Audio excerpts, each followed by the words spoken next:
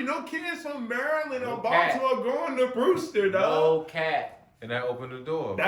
When I went there, Will called me and was like, "Yo, how's Brewster?" I was like, "You gonna enjoy that shit." That was like the best year from basketball, academic, and just having a life. That's probably one of my best years of my life going to Brewster. He was like, "All right, say no more." That's when he went up there. That's when CJ went up there. Like, then when they see Thomas go up there, that's when everybody was like, "Well, shit, maybe these DMV kids, the Baltimore, DC kids should go up to Brewster. Like, it's top level basketball." I had Mo Creek on here. Mo Creek went up there the year before that, or the year or two before that. Hold on. What school? I'm sorry. He wasn't at Brewster. He was up at He was in that. As long as he was in that NEPSAT league. He was in Connecticut, I think it was, right? Oh, I can't remember the name. It probably so many. But he was. He played with Isaiah Thomas and Deion and Waiters. The school that Waiters. I can't remember the name of that school right now. It's North something. It's not good. I'm yeah. But question: did y'all ever play? You play? Y'all in the same division, conference in Indiana, right? Same conference as what? Connecticut? No.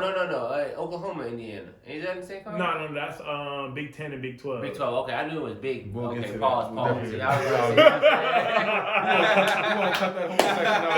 that one out. Yeah. Oh, man, too much of this jack. Like, no, we kill it. I got a single barrel. I was gonna say I knew it was big and big. Big 12, Big 7, Big 12, Big 10. Nah, that was the Big 10. All right, so okay. All right, so getting back to the Brewster. So okay, so you at Brewster. Cool. Do you remember? Like I said, do you remember the biggest game that you had at Brewster that kind of separated you? Because you said you didn't commit in the beginning, right? I committed. I committed right before the season. Right before the season, after the visit. I committed right before the season. Right after the visit, I basically committed. I officially committed, then I officially signed my letter of intent. Okay. Like right before the basketball season. Okay. So let's clear this. No holes at Oklahoma. They wasn't on the Louisville shit. Okay. They were everything was Daniel straight by the book, right? Yeah, everything is good. Everything was by the book. Cable didn't play that shit, dog. Cable didn't play. He didn't play that shit. Just got an A. Just for the people wondering, Jeff Cable. You get that is Jeff Cable. That last name in college basketball rings bells. Cable. Jeff Capel, you get recruited by Jeff Capel. Yeah. And you go on that visit. Was it kind of the conversations that you guys were having and the respect that you had for him, kind of presumably, or was it more so a visit or? No. He came up to Brewster to visit me. Yeah. Like 2 times. Like of course the guy that recruited me was Ben Betts, the assistant coach. He was recruiting me heavy, so like he came up there multiple times to come see me. When I took my official visit to Oklahoma, so what they would do is they'll send like basically a private driver. Like they send like I got picked up in like some big ass Suburban, all black private driver can pick me from Brewster, take me to Manchester Airport. I flew from Manchester to Chicago, then from Chicago to Oklahoma. Then like that's when Ben Betts would come pick me up and all other stuff. So I was there like a night before my mother came out there. So the hotel that they set me up in was a Hilton hotel. It was just built. We was at the top floor in the suite. And when you open the curtains, you see straight. You look straight. It's the big ass Oklahoma football stadium. Wait. So flew your mom's out. Yeah. So your mom was living in Baltimore. My mom's living in Baltimore at the time. Flew both of y'all out there. They flew me out there, and they flew her out there the next day. Okay. So we both in the suite. And we opened up, like, we both were just, like, amazed of just, like, how, like, they treated us and shit like that. Because that's what I always want to know. Like, those big, like, college towns. Yeah. It's just, like, it's everything. It's all the people in the town. Die hard, bleed, Sooners. Yeah. We ran the state. Because there's no other. It wasn't Oklahoma State. It was just us. Okay. I mean, the Thunder came along, but... That was later on. Yeah. We ran the state. Okay, so they had this Brewster season. Yeah. And did you want to spend one season there? Just one season there. And then that was presumably what would be your 12th grade year. Yeah. Yep. So you go into Oklahoma as a freshman. Yep. Yes, sir. Shout out to the, you know. So you wind up. So no. In all seriousness, I'm trying to bring it back together. So you go from being kicked out of Towson Catholic. Yeah. For not having the adequate grades. Yeah. That you say that was the switch that kind of turned everything. Yeah. And outside, and did you still have just a one-track mind of just playing basketball, or was something in college on your brain too? It was just basketball. Just basketball at this point? Yeah. Did you have any other fun interests in school? Such as, did you have any talented things such as art? I used to draw a little bit. You used to draw. Yeah. Was it a little bit, Drew? Nah, I used to draw a lot. Drew, was it a little bit? What you mean? Can you draw? I'm probably trash now. But you was into drawing. Yeah, I was into drawing when I was a little kid, and like I kind of did it a little bit in college, but I seen how good they fucking were. I was like, oh no, I can't do this shit. Okay. So, but nah, once I got to school, once I got to Oklahoma, well, let's go back to Brewster. I had a great year at Brewster, 22-9, first team all prep school. With Thomas? With Thomas. Both of them made Both first of y'all team. on the first team? Yep. Was either one of y'all player of the year? Or was somebody else? I don't know who played the year. Okay. Probably somebody else. But who really gave a shit at the time? Because we were both was like, shit, I'm going to Oklahoma, you going to Kansas. Oklahoma was probably one of the hottest schools at the time because of Blake. So we just like, well fuck it. Who gets played of the year? He's going to Kansas. Yeah, we both made it out. We both made it out. Fuck that. Like, that was good. So, we both, when I get to Oklahoma my freshman year, that shit was just like, that shit was like a shell shock. And you know, I was away from home a lot of time, but it really was a shell shock because of the amount of pressure that I had to deal with. You know, at the freshman, before I really even committed there, Kate was just like, you gotta work for everything. Like, you're not gonna come in, you're not gonna start. Like, if I went to any other school, I probably would have started. If I went to Xavier, I probably would have started. If I probably went to any of like mid-major or whatever case may be, I probably would have started. But going to Oklahoma, I knew it was gonna be a challenge. Then like they had Tiny, then they had my guy Ryan Wright. He transferred from UCLA. He was on that Final Four. UCLA. He ended up transferring to Oklahoma just for 2 years? I think he was there for 2 years, but it was going to his senior year. Crazy thing, he's on that team with Russ, Afalo, and Love. My guy Ryan Wright, shout out to Ryan. He kind of helped me mold to keep working. Like, don't worry about the bullshit. And this is as a freshman. As a freshman, yeah. You know, because like I wasn't highly recruited and shit like that. Right. So it was everybody. All the folks was on Tiny and Tommy. They were roommates, and my roommate was a guy named Stephen Pleasure. He played on Blue Williams at the time. He from the Virginia Beach area. That's my guy, Steve. That's still my homeboy to this day, yo. So at freshman year Oklahoma, it was just a recipe for disaster. We were just a bad team. We had too many egos. Everybody. This is with Blake Griffin. No, this is without Blake. Oh, Blake already left. Oh yeah, Blake went one and done. Was he one and done? He was two and done. Two and done. Okay. Blake already left. What fucked us up was when Willie Warren came back. Okay. No offense to Willie. Willie's a great player, but Willie fucked up the whole everything to go along. Let me interrupt you real quick. Where is Willie Warren? I mean, last time he still played overseas ball, but like last time, I think he was playing in China. Cause he was a dog, but we're gonna get back to the chemistry. If you a fucking dog.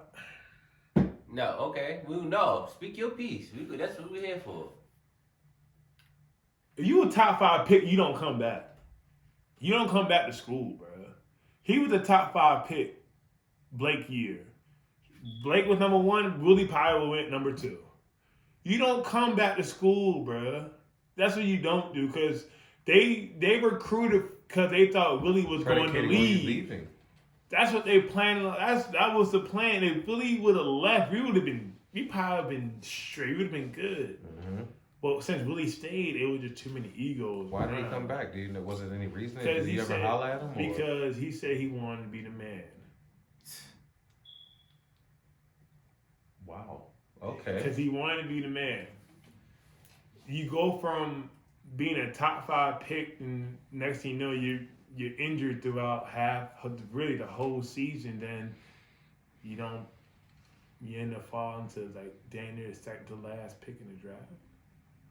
Like, why would you do that to yourself? Yeah. What point you trying to prove, bro? Yeah, that was a bad. In hindsight, I know he probably thinks that's a bad move. He had too big of an ego. He probably didn't even think about that shit no more. It probably just like whatever done.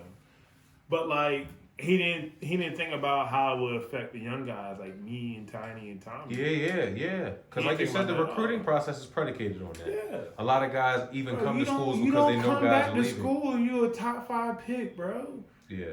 You don't do that, dog. That's nobody to this day would do some shit like that. Because this is the thing. You got the spotlight on you with Blake Griffin, and you're a dog. You're good. You're gonna go. He was going. Your stock was probably the highest it was gonna be. Okay, so y'all probably don't remember the Texas game that he had his freshman year, right? When Blake had a concussion and shit like that. He carried that team the entire time, bro. This is what got him on the radar in the first place. Like then they made it to the Elite Eight. Exactly. They made it to the Elite Eight that year. You don't come back to school, bro. Yeah, he should have. He just played the wrong dice game. That's all. He played. What's so crazy is I don't know what fucking what's dice so crazy game is what's so crazy is until you said the name, I forgot about him. Like I literally and when you said it, I was like, yo. Willie, he was a dog. Top 5 pick. And you talk about he played a dice game. I don't know what game he was playing. That's a roulette, I should say. Man. That's a Russian roulette game. Shit, well, he shot himself one in the empty. head. That's all it was. It was one empty. He shot himself in the head like a dumbass for real. But all right, anyway, keep going. Yo. And that's your freshman year. You had to do freshman with the Willie year. situation. That's what the Willie situation. Willie situation, and we played against some other pros that beat the shit out of us. Now we went to VCU that year with Larry Saunders and Eric. Was Eric Maynard on that team? Fuck. 09. No, this is 09-010, right? 09-010. Larry Saunders was on that team. I forgot they had another. I feel like E. Maynard was there. I feel like he was. I know it's an interview, but I gotta do it. No, you good. We'll cut that. We'll cut that and put that back. You good? Nah. We got MacBooks and everything up and running. Everything is fine, bro. It's fine. Basketball, 2009. So you try to hang my phone over there. Man, my shit go off. I ain't have my shit on time. Shaka was the hit. Okay, so who was on that team? Let's get to conference.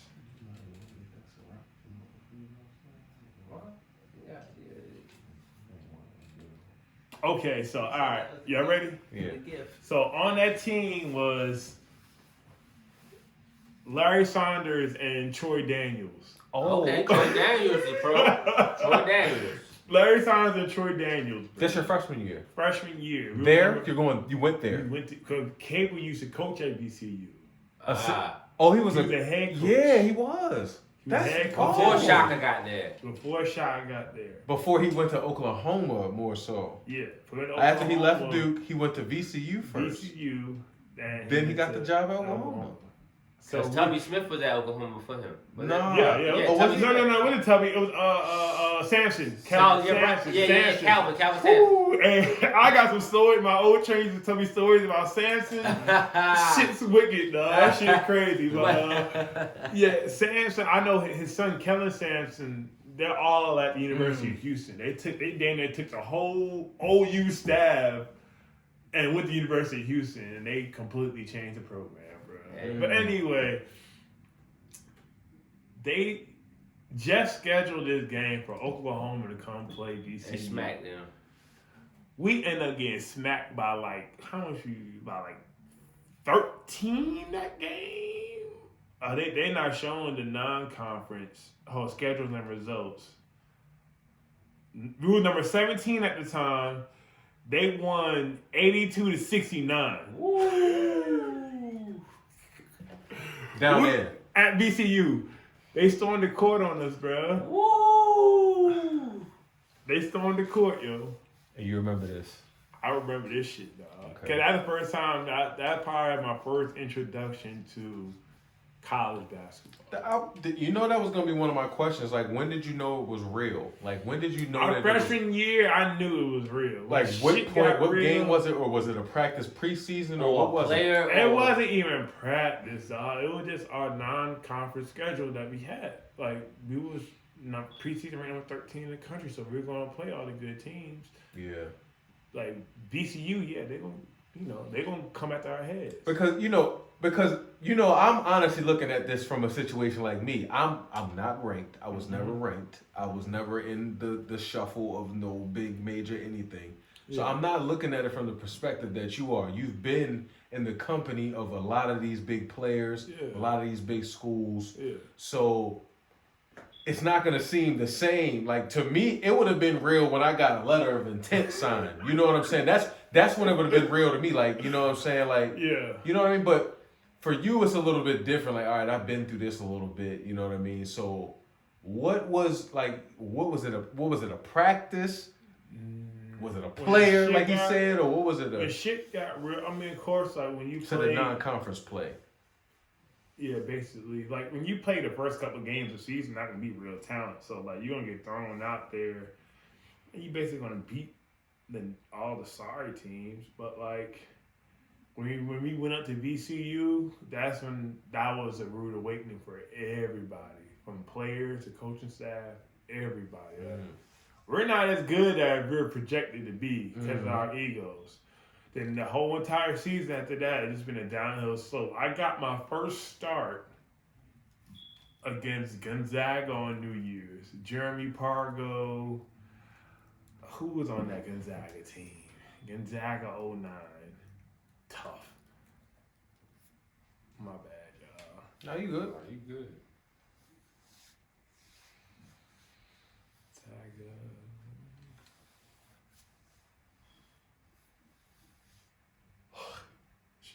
That team was tough because they had this little white point guard was tough.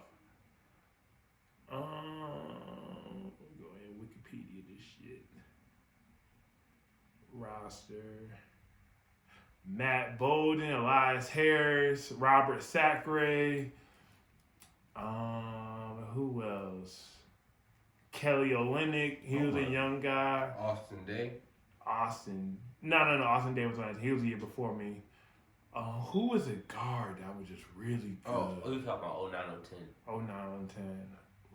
Was it Matt Bolden? Yeah, Matt Bolden. Matt Bolden was that guy. All pros. Everybody. He was that guy. Then just to the fact that Kelly Olynyk came off the bench, I don't even remember you even playing. David Stockton was on that team. I don't remember David Stockton even playing. Kelly Olynyk was in the league. Are you kidding me? Still in the league. Like, that was my freshman year. So my man Drew will bust him right now. I don't want to say all that. That motherfucking nice. I'm saying it. That motherfucking nice. But yeah, that was my first start against Gonzaga on New Year's. I had like 12 or 13 points against them. And like I showed out. Like I did. This was live on ESPN New Year's. You knew it was real. Drop the ball, bro. Like we flew after we went to Spokane. We didn't play at Gonzaga. We played at the little convention center. I tell you, like 20,000 sold out.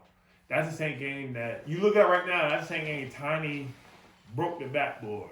He missed the alley oop. He went up for an alley oop, missed the ball, grabbed the rim, and broke the entire backboard. Shattered the backboard. Bro, he was like, how the fuck did you break the back? Shatter the backboard and even dunk the ball, bro? That shit was like, yo, we got his ass so much about that shit, bro. His big ass, like, man. We never seen no shit like, bro, you didn't even dunk the ball. You shattered the backboard. Yeah. So, yeah, that was my first welcome to college basketball. Because since I had a good game, then, like, ever since then, I think I said, yeah, I started as a freshman. Oh, okay. I just kept proving to Cable that I was just good enough. Okay. I kept proving Cable I was good enough. All right. Hold on one second. It's all good. Bringing this rock down.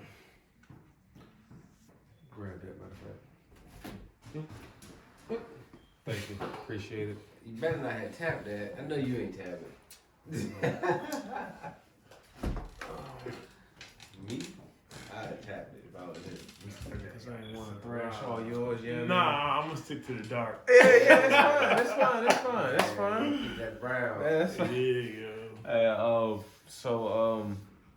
All right, so freshman year, This Oklahoma. is his home. He ain't gotta go nowhere. You know I what I'm saying? He can pass out. Nah, shit, I had to drive from all the way up top the other day, toe back. But listen, Matter of fact, I probably stand here, man. sophomore year.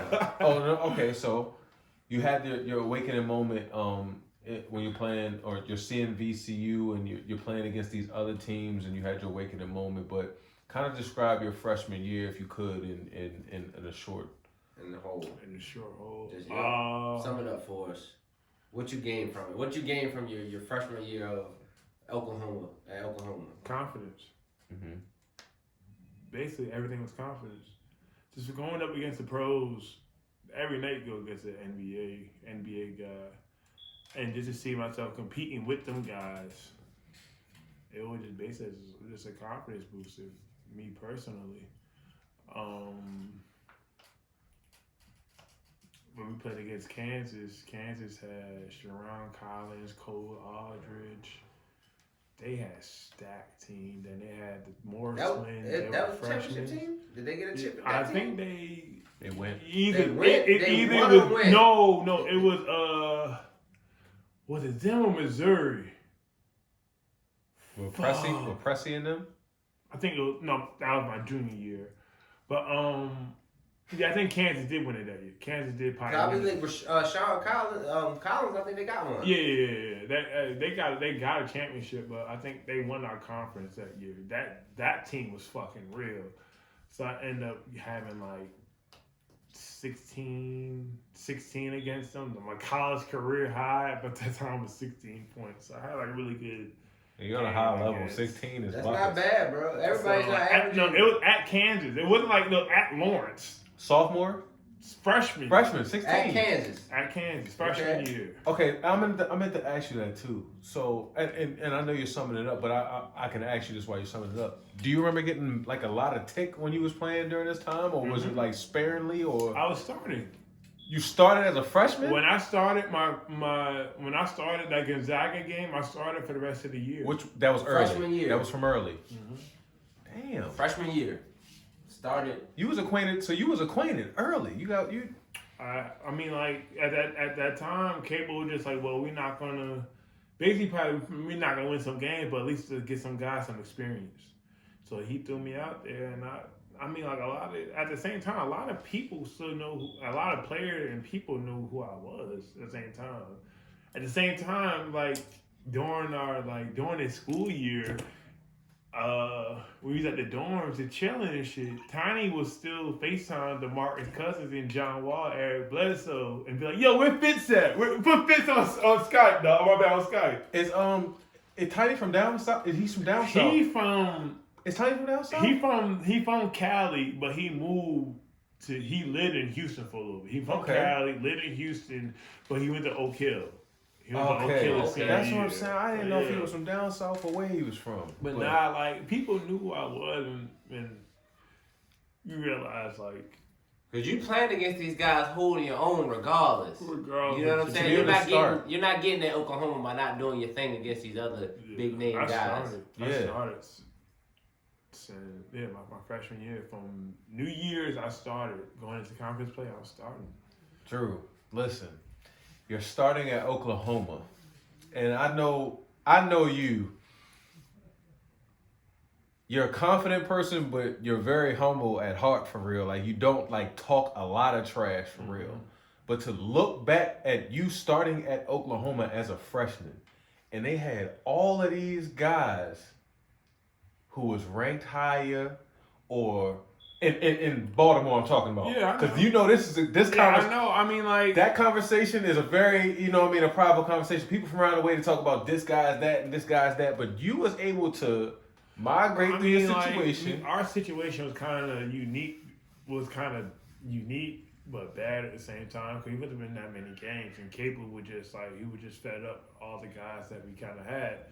So like every day I came in, I just worked. Yeah. For real. I put my head down and fucking worked, and I just did what I had to do in order to make that jump into being a starter for real. But I mean, looking at it now, I was. Bro, you went from knowing that you wasn't this to transferring to St. Francis to getting kicked out of TC, to getting kicked out of TC, to going to Owens Mills straight dominating. Then you go to Brewster and you get it in one more time. So it's like you literally go from one step to the next, to the next, to the next. Yeah. But nobody really talked about Andrew Fitz. Just keep it 1,000. They talked about them other guys. The guys because they were here. Them other guys might have talked about you, but they didn't talk like the masses didn't talk about you. You know what I'm talking about. All right, okay. The streets wasn't talking about. To be honest, at the same time, like we always talk about this at Oklahoma. We're just like, would you want national love or local love? Uh-huh. Thank you. And I told them, shit, I'd rather have national. Thank you. Everywhere I go, everybody gonna know me. That's what I'm saying. So like that, we always talk about it. It was me, Tiny, and Tommy Mason Griffin. We always talked about it. We always said, would you want national or local? I said, I'd rather have national. Local, I mean, you're just in a bubble. You're in a bubble. You can't go nowhere. Oh, you ain't known in Baltimore. When you step out of Baltimore, yo, who is this guy? But I stepped to go to motherfucking Texas, like I did for my senior year. After my senior year, everybody knew who I was. Got played in Oklahoma. If I go anywhere else, everybody knew, like, yo, that big motherfucker played at Oklahoma. Everybody know who he is. Exactly. So I'd rather have, like I'm saying, I'd rather have the national than the local love. So that was that kind of. Were you even thinking about that at that time, or? Nah, not really. You were just in the moment. At the same time, I was in the moment. At the same time, I wasn't even home that much. Mm-hmm. Wasn't even in Baltimore that much. So like. Good. It's raw out there. So even it came to like certain. My mother always tells me this story to this day. How like she was close to like some people. She close to a female friend or whatever, mm-hmm.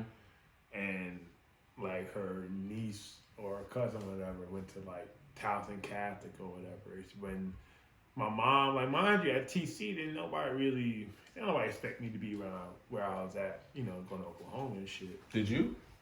I knew I did. I knew I was a fucking real. Yeah. Like, even to this fucking day, like, yeah, I gotta know. And not a lot of motherfuckers you could throw at me and be like, oh, yeah, I'll go at this nigga neck. Nah, that ain't about to happen, bro. I still hold a leading scorer in the game. I scored 58 in the game in Japan, bro.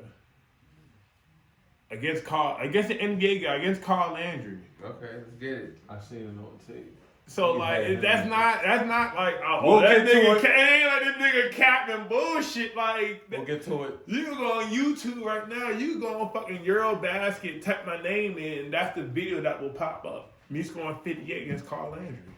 Fried him. Them. Yeah. So anyway, like even going back to that shit.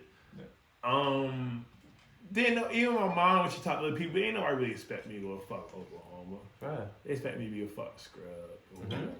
Cause I was just like, I wasn't at the same level as, since I'm like a Isaiah, Najee, and Terrell Vincent at the time. Okay. I didn't give a fuck. Right. So basically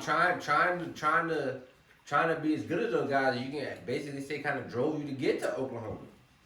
Because if you think about it, Najee, where'd he end up? Texas A&M? He ended up Texas A&M. Then he ended up transferring. Where Terrell went? I think he went to UMass. UMass? These all.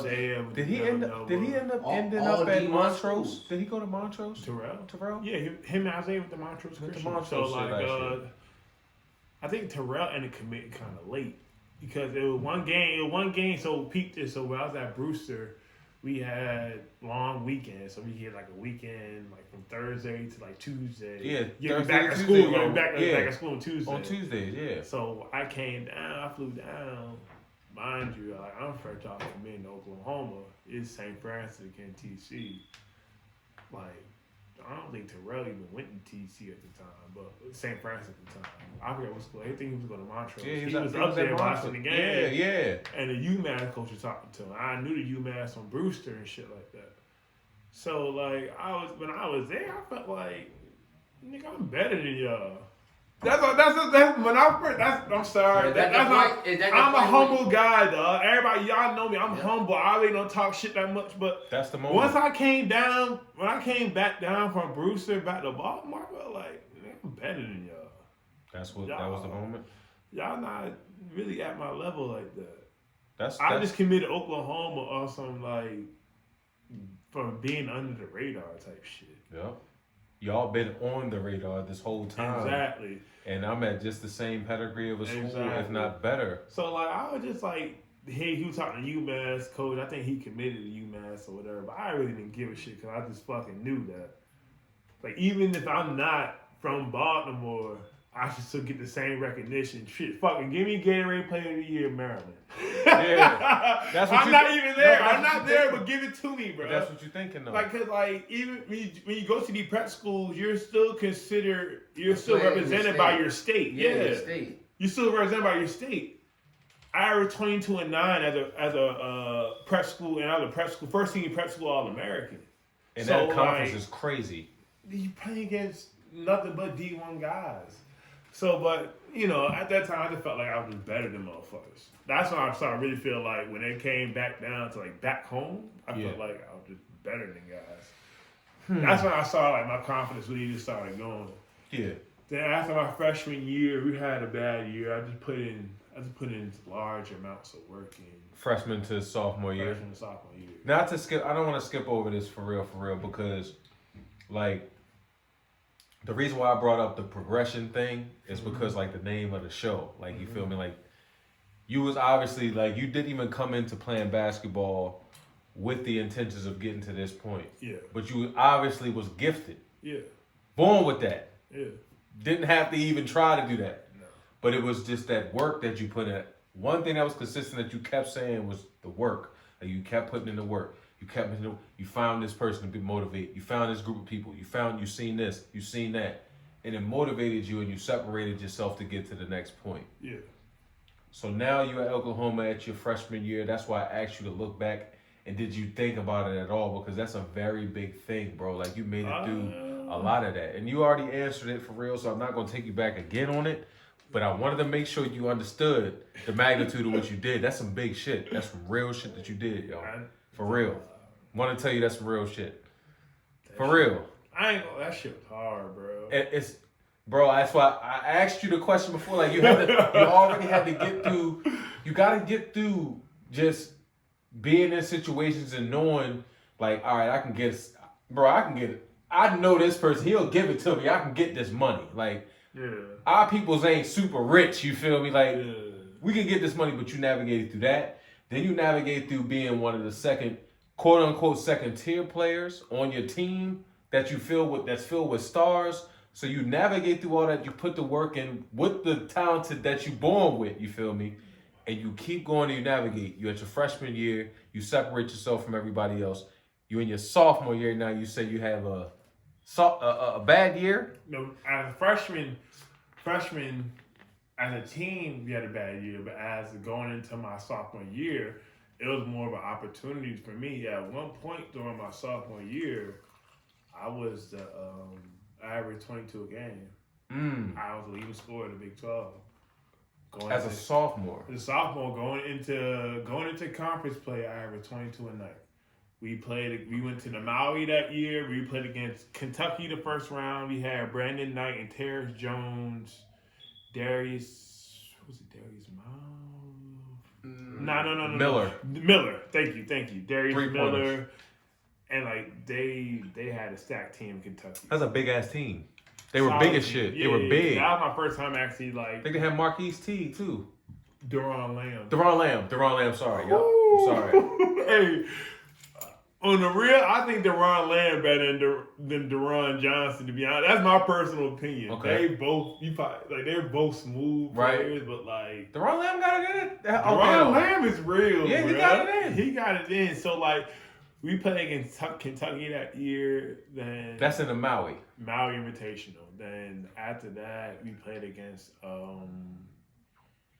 We ended up losing to them. I forgot who we played next, but that was the year that Kemba Walker went off against everybody. Magical season. That was a year, bro. Magical was a year when he had 2 points in the first half because we played right after them. He had 2 points in the first half and finished with 32. So check this out. So since you had a little history with Kemba Walker, did you guys ever kind of, cross paths? When we was at our hotel, it was kind of hard for us to cross paths because of the scheduling. Okay. But like the guys on the team, like they had a guy named Alex Oriaki that played, I don't know if you know. Phil Preston and shit like that. UConn's my favorite college basketball team, so I'm well aware. So I think Sko was on that team also. Yes. I really didn't know Sko like that. Yeah. For me to go up there to say what's up to Sko and shit like that. So that team, like we never really crossed paths, but just like kind of like watching. Cause I remember that shit. Cause the Maui, the gym is small. Ain't like no big ass gym. Small. Like our locker room was like upstairs, like a random ass room for real, and like they had the blinds like where you could actually see and watching the game and shit like that. Yep. So like I was going into that game. I was averaging 22 a night. Playing against Kentucky, we ended up getting smacked, but like. I think this experience of just being in the Maui against some good pros. I think the next game we played against Virginia that had Mike Scott and some other good pros and shit like that. Like being in Maui, just talk about that. You go from being in Baltimore to going to Brewster to being in middle of Oklahoma, and now you're in Maui, man. Sophomore year in Maui. I think that shit was crazy because the amount of talent that was there. Hold on 1 second. I'm gonna take you back one more because in the recruiting process, I went to a small D3. He laid out the format for me of what we was going to be doing as to why I was there. Did they tell you that you was going to Maui in your recruiting visit? Did you know that you was going to Maui? Yeah, because what they do is every year they have the tournament set for every year. Yeah, so they told you. So basically, we went to Alaska my freshman year. Went to Maui my sophomore year. My junior year went to Anaheim. Then my senior year, we went to Orlando. Bro, you know me. you know me. Bro, he came to my coach came and told me, he said, you know what, we're going to the Bahamas. He said we're going to the Bahamas your first year, and your second year we're going to Puerto Rico. Shit. I said, how much? What we gotta do? So I know that conversation was had. That's why I brought that. It wasn't even. It wasn't even a conversation because they're Oklahoma. They just hand you. They basically was like they'll give you a pamphlet of what's coming up within the next year because they already like some of these games are already set within years at a time and shit like that. That's why I had asked specifically, did he get asked about or did he know that he was going? Because I knew that they told me about the tournaments he was going to, and with them they played a couple more tournaments. Like they got preseason joints, which was the Maui, and ours, which was the Bahamas trip and the Puerto Rico joint, was in our winter tournament. So ours was a little different, you know what I'm saying? But that's why that was a year that whenever you hear Tom Izzo when he talked about Draymond Green that year, he always be like, Draymond, they all was out on the beach and jumping off a cliff into the water. That's the year that and all and for real, y'all was out there. We was all out there. That's what I'm saying. Like it's out there. Yeah, like in them Maui tournaments, I don't know if it was the same, but it sounds like it was. But in them tournaments that we had when we went out there to We had teams from our conference that was out there. We was all out there together. Yeah, like I think, cause I'm telling you, it was all by the schedule. It wasn't like we was all at the this team together, but it was all just scheduled. Games played. You happen to fall back through during that hotel time. It's automatic. Everybody automatically gets a day off. Yeah, regardless of we all get a day off. So Yep. like. It was during Thanksgiving. We had Thanksgiving on the beach. Mm-hmm. We had a cater. It wasn't like no home Thanksgiving, but some fact that we had a catered meal. That's preseason. Thanksgiving on the beach Because that's technically preseason. No, it was still considered the season. season. Yeah, it was still season. Yeah, right at the preliminary play, right? Yeah. So that shit was crazy, dog. Like that. Per shit diem was and like, all that. I don't even want to know what your per diem is. Don't tell me. Oh. I don't want to hear it. I don't want to hear it. Because our shit was all right. So I don't even want to know what y'all... I've heard of people that got per diems that was like $600 per day that was just freelance money, and then they had meal plans. Nah, it was like when we went... See, our per diem wasn't like that. So, like, when we go into our Christmas break and shit... They'll give us 2 checks. They'll give us our December check, then they'll give us like another check. Because you're out of school. Because we're basically out of school. Yeah. It's living day. So we get our Christmas check, then we'll get our December check, we get our check for our rent, then we get like an extra check. Yeah. It'll be like an extra like 13 to 1,400 or some shit like that. But my mom, I was on Pilgrim. Yeah. So I ended up getting some more money. Bro. My mom, single mom, too. Yes, like yo. that, like Made we out ended up good. getting all kinds of crazy bread. That bread was good, dog. Real nice. That shit was love, yo. Real nice. So yeah. So Anyway, we gonna migrate. We gonna migrate. Yo. Sophomore, What's up? Oklahoma. Yeah. I know I keep asking you this question because I want to know when it became into effect. You're a sophomore. Are you thinking about anything in school yet? What, education-wise? Yep. Career-wise. Outside of basketball. Is anything tapped your mind? No, not really. It was just still basketball at that time. Okay, that's perfect. So now I know you got a one-track mind in the basketball thing. Your progression from freshman year to sophomore year, how would you grade it? Would you say that you became a totally different player? A+. A+. And you say you started averaging 22? No. My freshman, so of course when you play a non-conference, you play against like the Maryland Eastern Shore, no offense, the Coppins and the lower level schools. So like your stats are always going to inflate. So when it comes to conference play, you really come to like reality of to see what's up. So I ended up dropping down like to like I think like 13 a night. So it's a big drop off, but it's more of a realistic drop off to the extent. Like it's hard to maintain 22 a night. They're king. When they got a whole list of game film on you from that 22 a night. 22 a night, and just like more like defenses are gonna scheme and shit like that, like to stop you and shit like little stuff like that. Yes, sir. So me to end up finishing was just like at one point during the year. It was crazy because like my homeboy, my teammate, my guy named TJ Franklin. He looked at the jumbotron we had home, and they had my name, and they had like basically they normally show like the stats. They said they didn't even have the stats. They said I lead in points, rebounds, steals, and blocks per game. Just it's all in that line. Just did that one line. Sophomore year. 2010-11. Yeah. Points, rebounds, steals, and blocks. All the major statistics.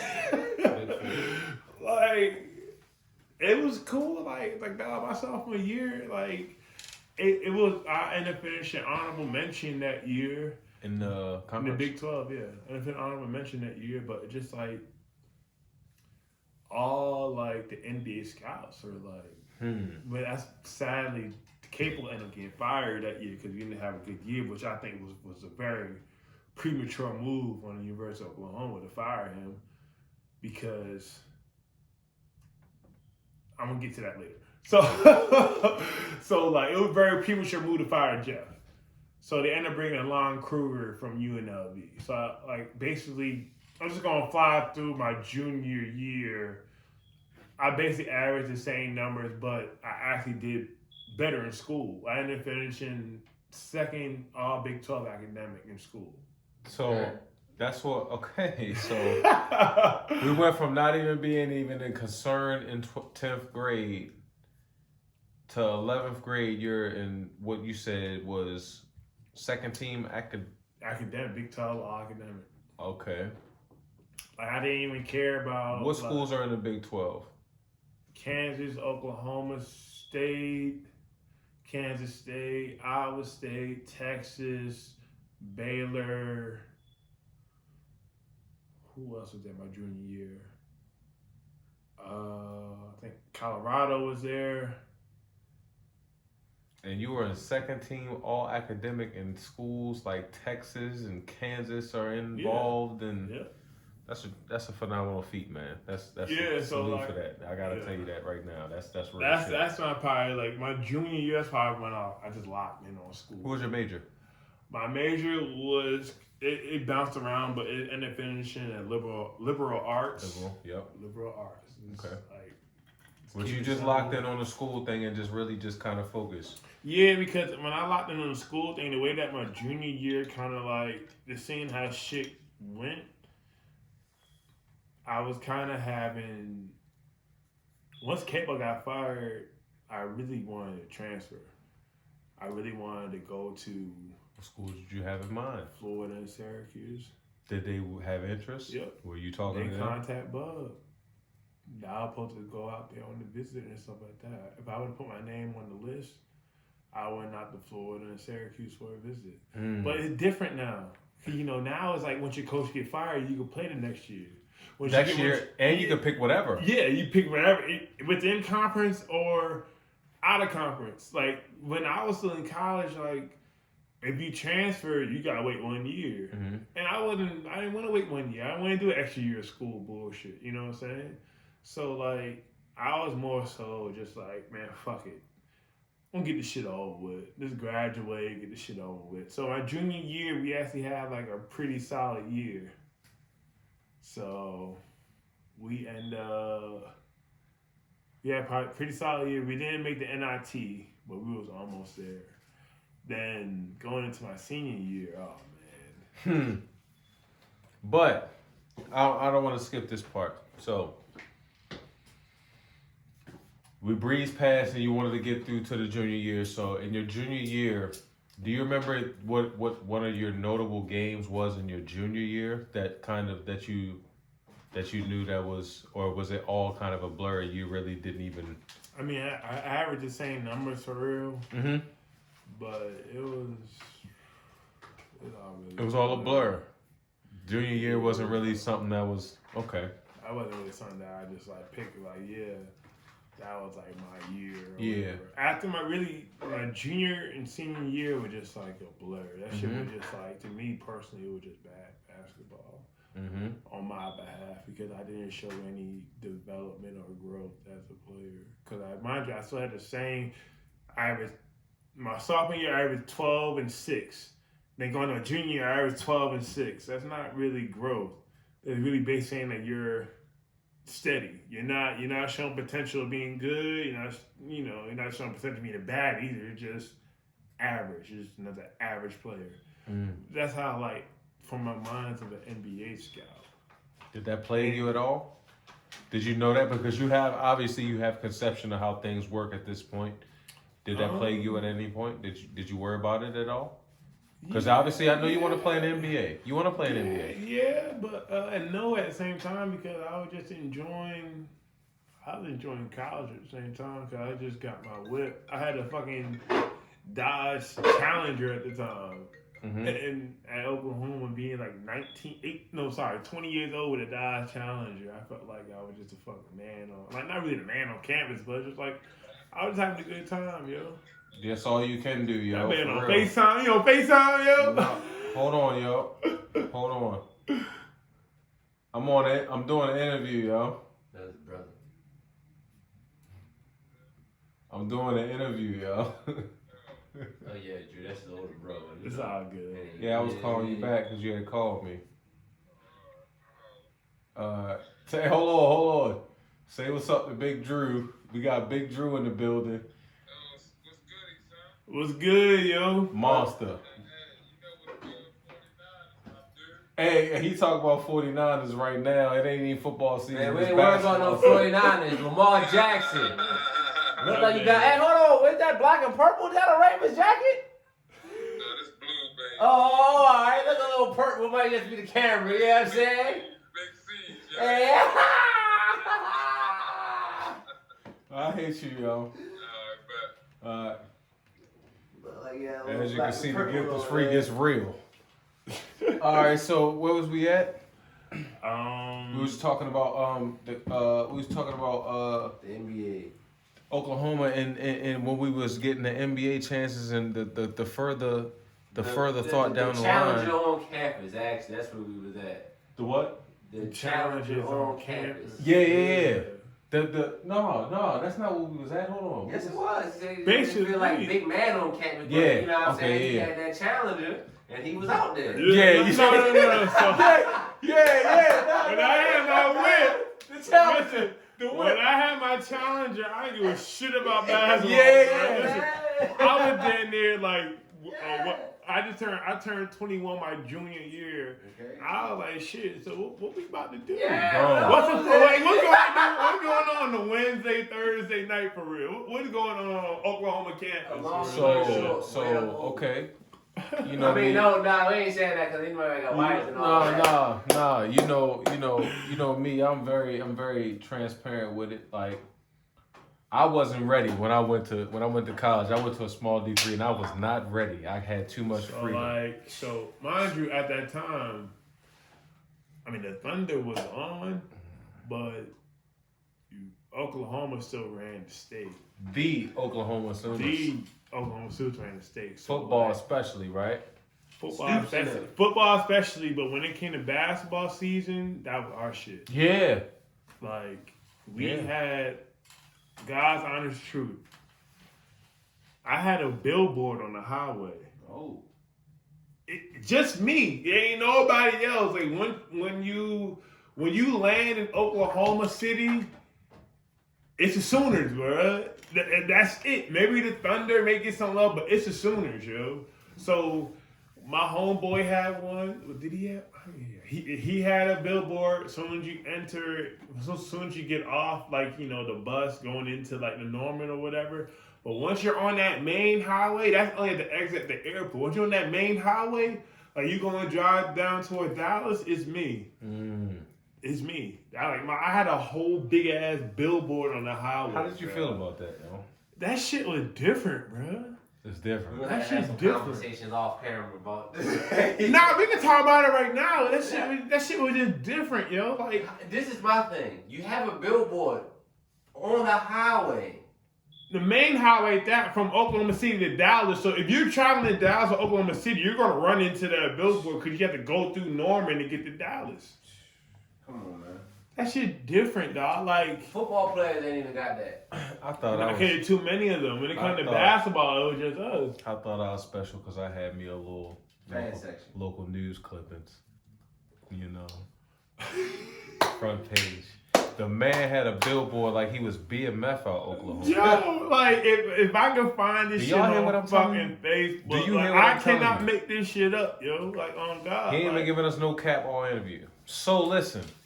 I'm gonna find this shit. I'm gonna show you. Yeah, you say so it sounds like to me. That was my junior year. During your junior year, you had the book. Junior year, I had a whole billboard. That was my junior year. I had a whole billboard to myself, bro. Matter of fact, people told me I had two. One, when you drive through Oklahoma from Oklahoma City to Dallas, you have to go through Norman. Like, I'm in the beginning of Norman, and I'm in the outside of Norman. So, like, when you drive through, it's me on the billboards. Junior year.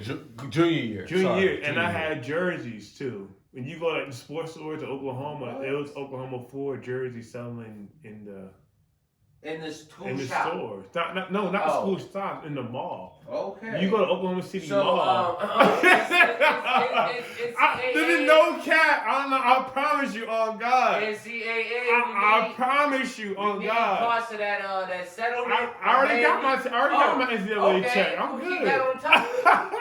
Okay. Oh, hey, listen. So, let me show Oklahoma. It's real. Basketball. Yo, that's so Y'all crazy. selling jerseys in malls. Bro, that's so crazy, yo.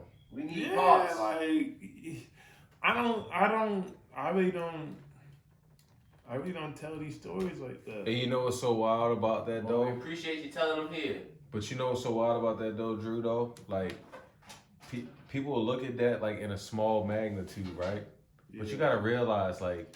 But this is it right here, bro. But you- Because we had the red joint. But you gotta think about this, though, Drew. Like, in the terms of... These are our away uniforms right here.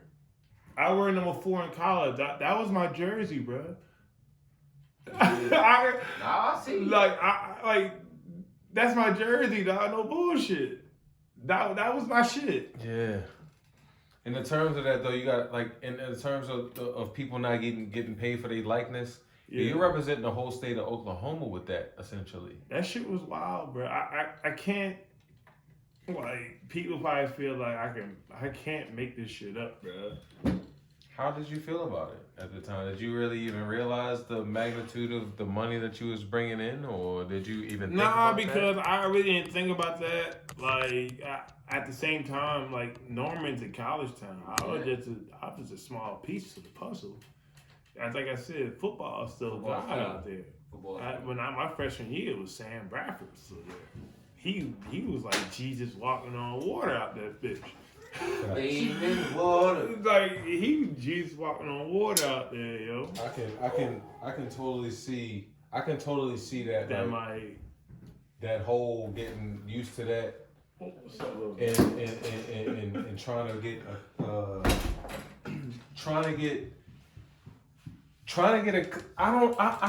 I can't really say I can understand the transition in that. Like, you're in Oklahoma's a big basketball situation when you're involved with the basketball, but that's a big football school. No, it is a football school. So that's what we're known for, football. Not really basketball is like second tier. I mean, you got pros come running through that bitch, man. you got real pros going through that football team. Exactly. Exactly, yo. For generations. How was that, man? How did you interact with the football team? They were cool. I mean, like, I know a lot of guys were cool, like, are cool, are cool and shit, like, but, like... You was Big Drew on campus. I had billboards. No, just let me know. Yeah, like, Yeah. Yeah, you don't want to boast brag. Lord. I ain't about the bragging part. It was just, like, some niggas were just hating. Oh, yeah, that come with it. Mind you, like, I'm going to tell you That's this what story. that's what this DeMarco Murray was hating. No. DeMarco Murray was cool. All the main football niggas were cool. It was just like the other little niggas on the side. I'm gonna tell you right now, that's something that this show is for. If Okay. you was hating, we're gonna tell about you. So, like... Tell me who was hating, yo. So Tell me who was hating. I'm going back my freshman year, going to my sophomore year. So like we had like a Subway right across the street. And I was about to go to Subway and get me a little sandwich or whatever. Don't tell me somebody try to hop on. Listen, no. So this girl called me crying and shit. I'm like, yo, on the phone. I don't care you put this on a documentary because this story to me is still hilarious about how the bullshit it was there. The girl called me crying like, yo, are you going around telling people that we mess around and shit? I was like, shorty, like, I don't even, you know that I don't even mess around with you. So why do you think I would go around telling people that? Well, she was like, well, a football player done told me, blah, blah, blah, you go around telling people. I was like, why would I do that? Like, we don't even mess around at that level like that. For me to even be like, yeah, we messing around, I'm telling motherfuckers that shit. So that shit, it just... It's always the women. It's usually the women. But this is my thing, baby. And not really, and when it comes to the women, because like basketball, like all basketball who was more chill than the football. Yeah. Football guys are a little bit more rah-rah. Yeah, exactly. So like we were just cool, be like more like the laid back type, and like whatever happened. For real. With Like, it. we were just like, you know, we ain't on force shit, but Never. if you want to take care of us, shit, Ain't never gotta force nothing. Never have to Yo, force anything. I had a little chick my freshman year. Like we were just like cool, but like she would just buy just like anything for me. Like I got sick one time. I was like I didn't go to class for a little bit.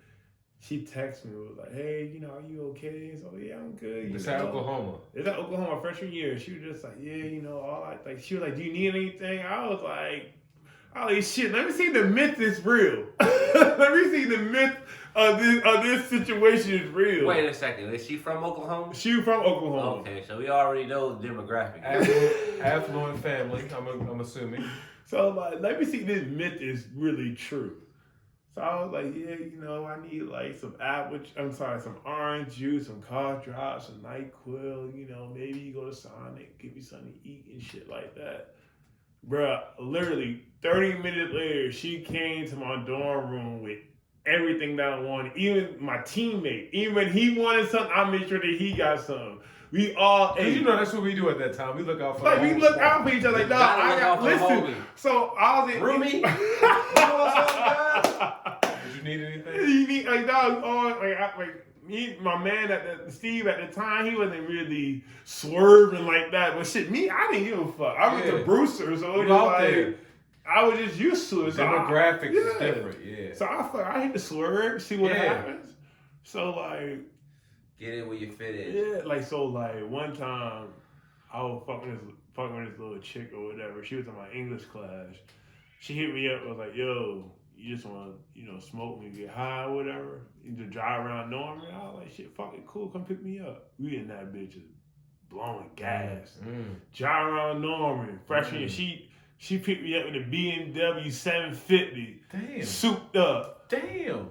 This chilling shit. Yeah. We pulled back the sunroof. Was like it was around crazy. Oklahoma. Drive around Oklahoma. Drive around campus. How was the scene in Oklahoma? Was it like mostly country or It's flat land. been. Tornadoes like a motherfucker, but like it's just a college town. Just picture like a big college town. Yeah. Okay. So we just driving around Norman, just blowing. Like it's whatever. Cops pull you. Hey, look, that's me right there, Mr. Officer. I'm sorry. No cops involved. College campus and college town ain't no, and that's not even involved. And if it is, it's campus police, and they ain't even doing too much. Late night, they give you water about 5 times for the evening. They have to do something. Listen. I'll edit this out. No, I'm good. All right. Listen. It's not even like the movies. It was not even like a warning. They just like, all right, go ahead. Take your ass in the house. They basically be like, all right, go ahead and shit like that. Cause I ran into multiple situations just driving back from the club lit. Yeah. Started driving back from the time it was a bar lit. Yeah. They put me in, well, hey, where you? They realize, they be like, when I get my ID, they be like, bro, you bringing money to you bringing. The had the cop be like, oh shit, all right, okay, so where you about to go? You bringing I'm about to go to my dorm, like my apartment. I'm on my way in. I'm going home or whatever. Like, did you drink tonight? Nah, I didn't drink, but I'm lit like a motherfucker right now. They be like, all right, go ahead. Because we had like police stops and shit. Yeah. Me, I didn't give a shit. I was like, all right, so like, mind you, we had this police stop, and like I'm only one in my car at the time. I was like, shit, it's fucking McDonald's right there. They're gonna McDonald's at the time. Give me a fucking McDonald's. Yeah. And all kinds of like, man, that's what the kind. I don't give a fuck. Like, you get a McDonald's, like, yeah, yo. So I didn't give a shit. That was my junior, but my freshman year with Shorty, like I was just smoke. Okay. Oh, I came back because at the time we had freshman dorms and we had like curfew type shit. Not even we even curfew. We just had visitation. Not visitation. Damn, that nigga shit that broke off. No, yeah, I'm good. I'm alright. I'll be straight. Cameras rolling all angles. Don't trip. You still rolling. Yeah, okay, so like we came back. I came back. I said, fuck it, I'm gonna order me some Papa John pizza. Yo. I ordered like three or four Papa John pizza on shore. She paid for the shit. Yeah. Then like I'm going down walking in, like they know I'm lit like a motherfucker. Then they looking at me, all like, dog, this motherfucker here, like, hey, what? I just had a solid freshman year individually, not as a team individually. I don't give a fuck. Like, it is what it is. Off seasons. So yeah, I was awesome. I was my freshman going sophomore year. So that the sophomore going to junior, that shit just got wicked. That's when I started like really going down to the clubs out in Oklahoma City and shit like that. I had a good time down there. So question, big campuses, right? Yeah. The parties. Oklahoma's not really a party school like that. Okay. Even though it's a big football It's town, a big football town, but it's just like it's still small, close-knit Oklahoma City. Kinda. Norman and Oklahoma City is like 20 minutes apart. It's like the city and the county, pretty much. Basically. Got you. Basically. So like when you have to think about it, if you go to Oklahoma, bro, like racism still exists. Clearly. Especially at them these frat houses be having all the parties for real like that. I mean, like some of the football players be gone, but like as basketball players, he really don't really fuck with the scene like that. We really basically doing our own thing. Got you. Okay. So like we basically just partied down Oklahoma City to where the shit was just smooth. Like I remember a couple times, like we like it was a rapper that I know out there in Oklahoma City. He just now like getting to his own little groove out there in Vegas. He rented a party bus. We all in the party bus acting a fucking fool, bro. Acting a fool on the party bus. Then like it's just different because I didn't party in Norman my junior year. I partied in Oklahoma City. That was my scene. Oklahoma City was my scene. Sky Bar. Sky Bar. I was at Sky Bar like every other. Sky Bar was hold on. Was it Sky Bar on Mondays? It was something on a weekday. So one weekend one weekday I went up to Sky Bar, and we like with Lon, we would stay home. We'll stay like in our apartment the day of the games. Like if you had to fly out that day, the next day we'll do that. He really didn't believe in staying in hotels the day before the games and shit. So I was like, man, fuck it. Let's go to Sky Bar tonight. So I went to Sky Bar, me, one of my teammates. I ain't gonna put him out there because that nigga married. I ain't gonna put my man out there. So like, we went out there on a weekday and shit, just on some chill shit. Like, we just had a good time or whatever. Then like, and it came up to us like, yo, don't y'all play fun in Texas tomorrow? We was like, yeah, fuck it. We here now. Let's just enjoy the moment for real. I had a whip, so I really didn't give a fuck, to be honest. And like I knew like the bouncer at that bitch. So this like, was Challenger days. Challenger days. Okay. Junior, senior, Challenger days. Ain't so tripping. like, you ain't living. nigga, I got into this shit for free. Yeah. Everywhere I go, got it for free. So at this point, you at Oklahoma. Yeah. You the man, pretty much. Basically. Billboards. One of the men. Yeah. Billboards on highway like BMF for y'all just tuning in. You a high representative of Oklahoma University. Mm-hmm. You know what I'm saying? One of the prominent money makers in Oklahoma at the time. Because Oklahoma City is just jerseys in the mall. Oklahoma City is just getting in the mix. Right? Yeah. Okay, so going into senior year. Senior year, how is the transition to senior year? Senior year, I had to completely take the back seat my senior. I'm trying to find this damn photo for y'all about this damn billboard. Y'all, I'm not bullshitting. It was like a legit billboard. I can believe it, yo. I believe you, dog.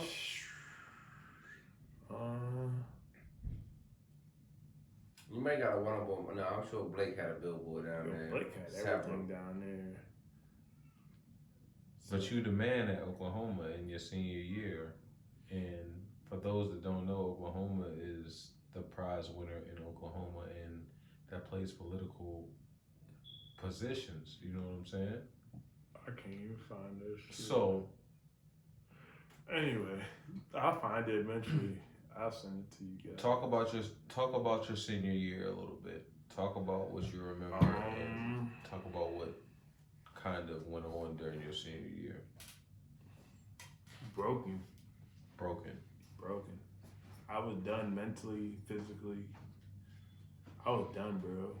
When Lon came in, we ended up getting a transfer from Wyoming, my guy named Ma Imbai. And like they were basically gonna play him at the 3, Romero Osby at the 4, and I was gonna be at the 5. So you know, that shit, even still to this day, that shit kind of hurt. To be honest with you, I had to take the back seat. I had to come off the bench, which was something I wasn't used to since high school, to be honest.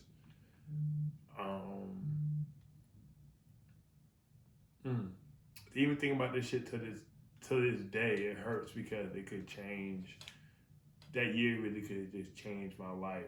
Even though I have a great life now, but like it really could have changed from everything. Because it's your senior year, man. My senior year. This is my only time to really show something for real. You've put sort of sometimes your career in the side for people's senior year. Yeah. So to get to your senior year, I had to put to the side for people that were basically younger than me. Yeah. And is that a part of the college process? Would you say? Yeah, because you know they got different schemes. You know they got different. It happens plans. all over America for real. Mm-hmm. My story is just more unique because I'm one of the guys that actually came out of the situation, actually with a good career overseas and not really, you know, stressing about what happened to me my senior year. But at the time, man, that shit. I went from averaging like 13 to averaging 5. And you remember, and you're still playing in Oklahoma basketball and top conference. You're playing against big players. Yeah. So how was that to kind of go to that backseat again from being the man and going in with the concept of being the man per se, and you had to take that backseat? Talk about that. How did you feel about that? That shit hurt. Yeah. I mean, and not really much to dwell on today, but yeah, that shit really hurt. Looking back at it, back at it, like I would just. That's why I went earlier in our conversation before when I was like, yeah, I should have went somewhere else my sophomore year. That's what I'm about to get to right now. Like my sophomore year, I really should have transferred. My personal feeling of what I had, I really got played because they needed players to actually play there, you know, for the next season or whatever. Not like Ron can get new guys. Once they brought their guys, then it was like, shit, fuck everybody else. You know? You could have took advantage of I could have taken advantage of the situation with wherever the fuck I want to go with somebody that really wants me. You know, I personally feel like Oklahoma really didn't want me. Yeah. I feel like Ron didn't want me either. Right. He had different plans. He had different plans or whatever. Like, he could sum it up however he wanted to sum it up and be like, oh, well, this guy, that guy, or you're not athletic enough, or the matchup situations. Like, you know how talented I am. You know how I can be dynamic to a game and how can I help a team in the game and shit like that. Like, I just went out the way. Yeah, like, I was just another guy in just the system for real. And with all of that, you maintained and still got better, do you feel like, in the individual sense? Nah. You just was out there? I took a back seat. My senior year, I took a back seat, bro. And were you kind of more so curious off the court and partying a little more? Nah, I was depressed more than anything. Depressed a little more. Yeah. Cause and people. I remember one story that That's real shit, bro. I was at a bar or whatever. I had a girlfriend at the time, and like she pissed me off over KCB and shit. I just fucking walked home. Yeah. It was a long ass walk. It was the longest fucking walk ever. I'm dark in the motherfucker. Kirby Road, Oklahoma. I just walked home because like it was just the stress level and like the pressure and the disappointment, the angry, the sadness of going into my senior year, just to come out and and be like, oh, well, this is your senior year. Just try to make the best of it. And I wasn't the only one that was feeling that way. It was multiple guys feeling that way. But that's just how college is. Yeah.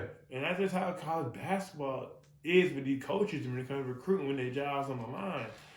And like my father always talks to me to this day, like, you should become a college coach. I'm like, nah, I can't.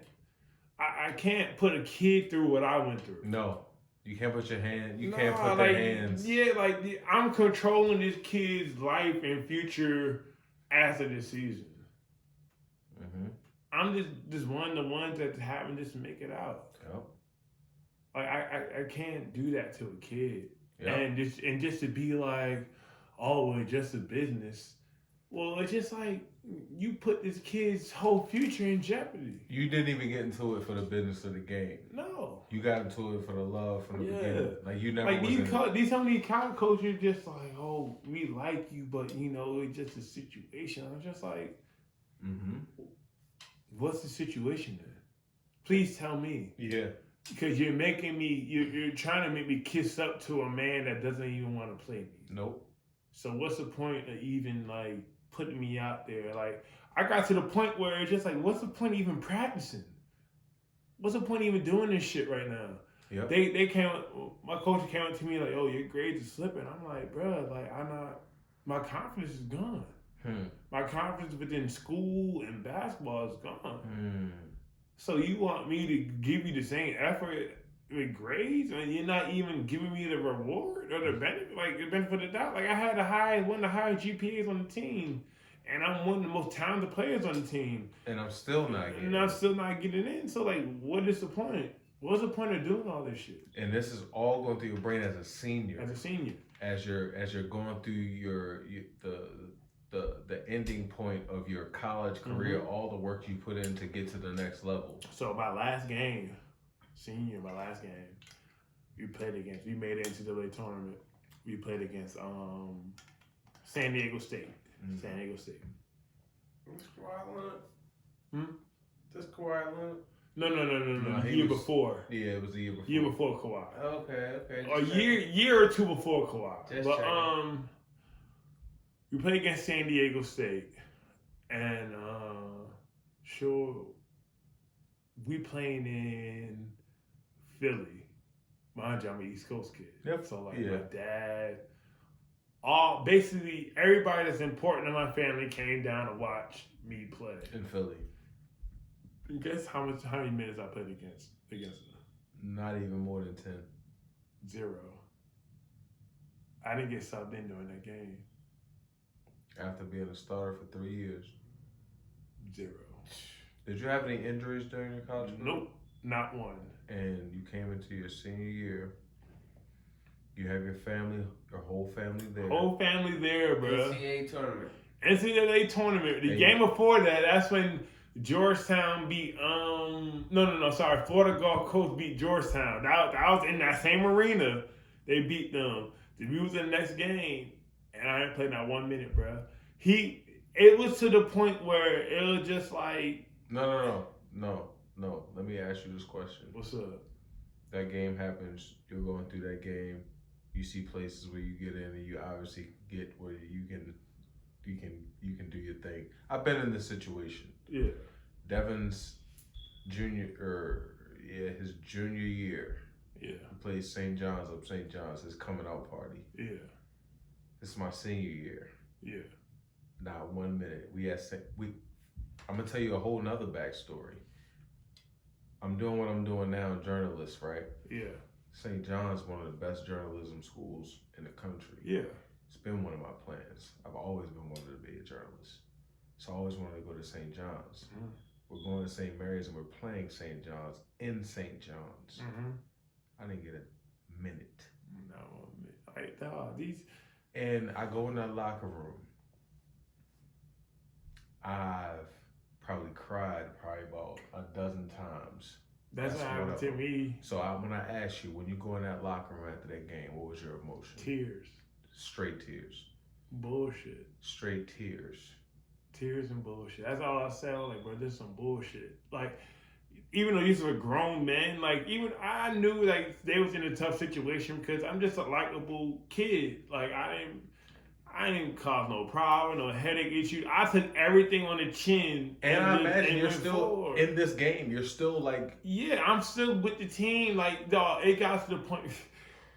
He pulled one of these moves. He called my name to actually sub in the game, and then said, and pulled me back. yeah. I was done. Like I was just like Whole family. when we lost after the game, I had my uncles. My mom was pissed. My dad, my whole family was pissed. My uncles wanted to meet up with Lon after the game. Bro, you imagine that. Like, yeah, like my uncle your wanted. whole family is there. Yeah. My brother had just called on FaceTime and all of that, right? Yeah. He's sitting right behind our bench the whole time. Mind you, like think about this. Now think about this knowing me, how you know me, people don't know our relationship, so you know me. Yeah. Dave had me running 5 miles a day before this season. So I was completely ready. Yeah. I was completely locked in. And to not play and to know that you were ready, like, and completely locked in and ready to play. I'm ready to play, bro. Like I knew that I could have been a turning point to that game. Yeah. We could have won that game and on to Could have won the game. It wasn't like the game was just out of reach. They told me it was just a matchup problem between everything that's going on. So we adjusted to their style of play except for adjusting to our style of play. So, and you're already going through what you're going through. Yeah. And that happens. So, next step, you go through the rest of that season. Yeah. It's not really too positive from what you're saying. Like it's not something that you really, you know what I mean, you look back on as something that's like really a positive. So what do you take away from that was something that, or what do you take away from that as something that you use till this day, that you take away from the experience at Oklahoma? Shit ain't guaranteed. Time ain't guaranteed. This season ain't guaranteed. Nothing's guaranteed. You could go in not working or putting the effort into your game, and this shit would just be taken away from you. You know what I mean? Not even from an injury standpoint, from just a basketball playing standpoint. After my senior year, I was done. I was really done. Like, I didn't know I was gonna play basketball after this, but I had enough good games my junior year that I could really show my potential and shit like that. So after my senior year, I took my first job in Poland. I went to go play in Poland. Before you got to Poland, Yeah. I'm gonna ask you real quick, because in your senior year, it wasn't like a situation where they was really, because like you said, you went to school and you was not really focused on any school shit at all, and you got focused on it around your junior year. And it was academic not academic All-American, but academic all-conference. Yeah. So you got serious with school. Did you have any inclination as to what you wanted to do with school in your senior year? Was it Hell no. Okay. That shit was just still basketball to me. I just knew that if I graduate, I could do anything after the fact. I could find me a job after basketball. I'm done with my career. And did you wind up graduating? Yeah. On time? Yep. You wound up graduating on time. Yeah. Bro, No that's bullshit. That's very hard. Yeah, I know. Any college athlete will know that it's hard to graduate on Because time. mind you, when I tell you I didn't come home, like the times I didn't come home, because we had like May and August. That was our break periods to go home. I'll stay in Oklahoma and take extra classes. Yeah. For May and August and get an extra check. Yeah. So I just stayed in Oklahoma and get my fucking grades so I get the fuck up out of there. That's what's up, yo. Yeah, yo. So you wound up graduating all on time. What you wound up getting your degree in? Liberal arts. Liberal arts. I don't know what the fuck I'm gonna do with that shit now, but it's broad. You can do whatever you want to do. Yeah, I know. All right, so You say you wound up leaving. All right, so your senior year, What's up? Yeah. have a non-responsive senior year that you want, and you're in the balance. You're kind of trying to figure out. You say you're fully basketball invested. So Poland, was that the first option That was the only option. or the only option? The only option. You wound up grabbing an agent right out of your fourth year. Yeah, I ended up getting a good agent. My guy Ryan Wright put me on to a guy named Josh Goodwin at the time, and he was my only agent at the time that really wanted to pick me up and put me on or whatever. And he believed in you. Yeah, because Ryan told him like how good I was, and Josh put in the time and effort, for, to get a job in Poland. Mm-hmm. Like that job in Poland was trash, yo. Like the stories of just like what overseas guys tell you, that's what I went through in Poland. Okay, and this is what I do want to get to, and you go and since you wound up going through it to your first year, we can go to it right now. But Talk about that overseas grind. Talk about that uncertainty in pay, the uncertainty in everything that was told to you. Talk about that, because we have a lot of guys that have went overseas from around here, and a lot of guys that have been mistreated financially, and a lot of people that don't know that overseas thing is different as far as how you get paid and the structure of how things are done. So talk about your first season in Poland. First off, I say niggas think it's sweet. Yeah. I'm just gonna go hoop overseas. Yeah. Niggas really think it's just sweet over there. That shit's a fucking grind, bruh. Bro. Motherfuckers, listen, like I've been playing 7 years overseas, bruh. 7 years. The only year that I probably didn't get my payment on time, well, I didn't get my full payment, was I was in Poland. In the first year. First year. You learned the business, and then you learned the business though. Yeah, I learned the business of the bullshit, because you think that you're a pro, like they count in, oh, you gotta win some games or you get your check on time. Like it's bullshit. Like that's bullshit. Like shouldn't no professional athlete have to go through that shit? Cause these European teams rely on sponsors so much, and the sponsors don't give you that money, you're not gonna get your check. So like fucking FIBA court can't take all the teams to check, all the teams to court. Yeah. Because then they wouldn't have no teams in FIBA Europe. So like when you play in countries like the Europe, countries like the Polands of the world, Lithuanias, and you ain't gonna get your check. I didn't know that from the personal stories that I just know. And was that in the first year? My first year. My second year I went to France. They had a players union out there. That nigga sweet. They had a players union, so we automatically got a check. And after that, I went to Japan. And Japan is such a respectable culture that you automatically get your check on time. You're too fast again. I see now. My bad. Okay. All right, okay, that's fine. We go back then. I go all back. right, so okay, no, because you're in Poland. You're in Poland. Yeah. Now, when you're in Poland, did you kind of I would say kind of gravitate to the Europe, because the European style is different. Like for sure. It's no catch and dribble. Yeah. It's touch and go. Yeah. You know what I'm saying? Did you kind of make that transition a little easy because it was from the big man perspective, or did you? It was just something really to learn, because it was like when I was with my trainer in Texas, we really didn't work on like putting the ball down first, then go. Exactly. Everything was taking that first big step, then go. Catching big step, go. Catch big step, go. Oh, they had touch. Touch. Over there, touch. You got to put the ball on the ground before you move. You have to put the bitch on the ground. Yeah. So there's it was just something different, because like I had to learn how to adjust, how to put the ball on the ground first. Then our president at the time was like, we almost won the game, but like I traveled on like a post move, got to put the ball down first. Yeah.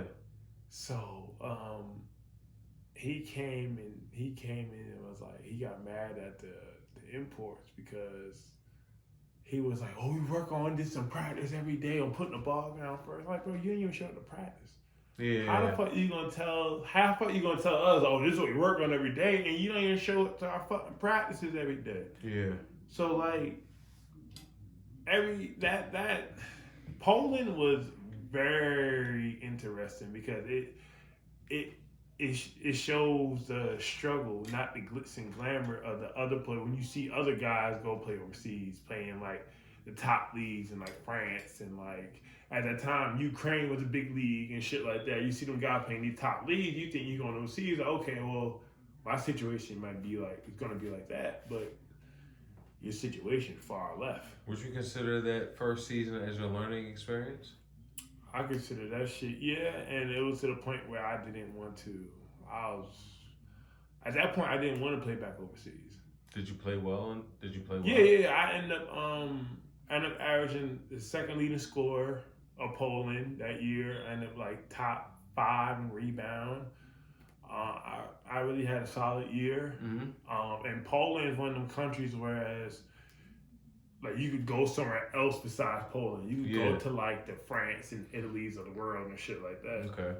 So I had a solid year out of Poland. And that summer I was just like, I was telling my agent like, yo, I don't think I can do this overseas shit anymore. Like certain shit has to get better for me. Then like going toward the end of July after my Poland year, I ended up getting a contract to play in France Pro B, and that shit was completely different because that's when I got my checks on time, and like cause they have a player union out there, so they make sure like everything is on time. Now talk about people that don't know and understand like the magnitude of overseas basketball. Talk about from going to Poland to going to playing in France. Is that in the Euro League? No, it's not Euro League. But if you were playing in France, I played in France, yeah. But even the difference, like from playing in Poland to going to playing in Europe directly in basketball is totally different, bro. Yeah. Playing in Europe and playing in Poland my first year was completely different. Even off the court was different because for some reason they have skinheads out there. Like I don't know why. Poland is very, very racist. I don't understand the reason why they're pure racist. White. It's just pure white. Yeah, they're pure white in Poland. That's all it is. Bunch of skinheads running around and shit like that. We actually got into a fight within the whole city. Yeah, I can imagine, bro. So like we all went to his bar. I didn't know if you wanted to go into that. I really don't give a shit. If there was like, any aspects of that, you can go into that. I had my own apartment to myself. All like the 3 teammates that we had, that my 3 American teammates, we all had apartments to ourselves. When we added a 4th guy, they put him in my apartment. Which, like, I really didn't give a shit. It's really whatever. Like, I'd rather have a roommate that I could, like, deal with than deal with this shit by myself. Facts. And my apartment was the only one that had Wi-Fi. Mm-hmm. So, like, all the other apartments didn't have Wi-Fi. So, like, some of the other guys would come over and actually would sleep in the living room of my apartment with the Wi-Fi. This is in France. No, this is in Poland. In Poland. I'm sorry. Yeah, in Poland. So the shit was just wicked. I was just like, this can't be real, bro. Like this shit here is wild. So I had grown men sleeping in my living room just so they could have Wi-Fi to talk to their family. Yeah. So after dealing with that, then throughout the season, it just shows how dirty the game is overseas. Especially when you're in the Eastern European countries, like the management and the way that you travel and your teammates. I got to fight until like actually one of my teammates, my local teammates, Poland kid. I got into a fight with him on some dumb shit. I can imagine. On some like I just told him, motherfucker, like yo, you're not better than me type shit. And he was ready to fight. And we fight, like we got that shit out the way, got him out the way. And that was that. And that was that. Man. So like that was just Poland. That was just like at that point I was like, man, I don't even want to stay with this shit no more. Yo. Like, I don't want to deal with Poland. Mm-hmm. My man taking a photo. Good. I don't want to deal with Poland and all that shit. At that point, I was just like, man, fuck it. I'll just do the G League. I'd rather do G League. At least I'm home. So did you wind up trying out for the G League? Nah, like no. My agent told me, nah, don't do it. Just chill. And that's when later on that summer, I got the France deal. That's when I started playing in France. You got the France deal later on the summer of Going into my second year as a pro. second year as a pro. Yeah. So you go to France. Love. It's pure love. Love. Dog. That shit different. I was in a small town, but like my town was 3 hours outside of Paris. Mm. So like going to Paris was like an hour and 25-minute train ride.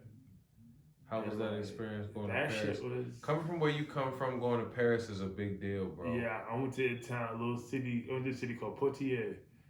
Then like I had my own whip. I had everything that I needed for real. Like Paris was really just like I just enjoyed myself. Like I really didn't think about like I was good at basketball, but I wasn't even thinking about basketball because there was too much shit going on around me. They made sure you was good though. Yeah, I was good. They made sure you was good. Yeah, they gave me my own whip. I had an apartment. I had a 2-bedroom apartment. I had a big ass balcony just to like. I had 2 balconies. I had one in the front. That had another one on the side that was just big as hell. Like it kind of like overlooks the city for real.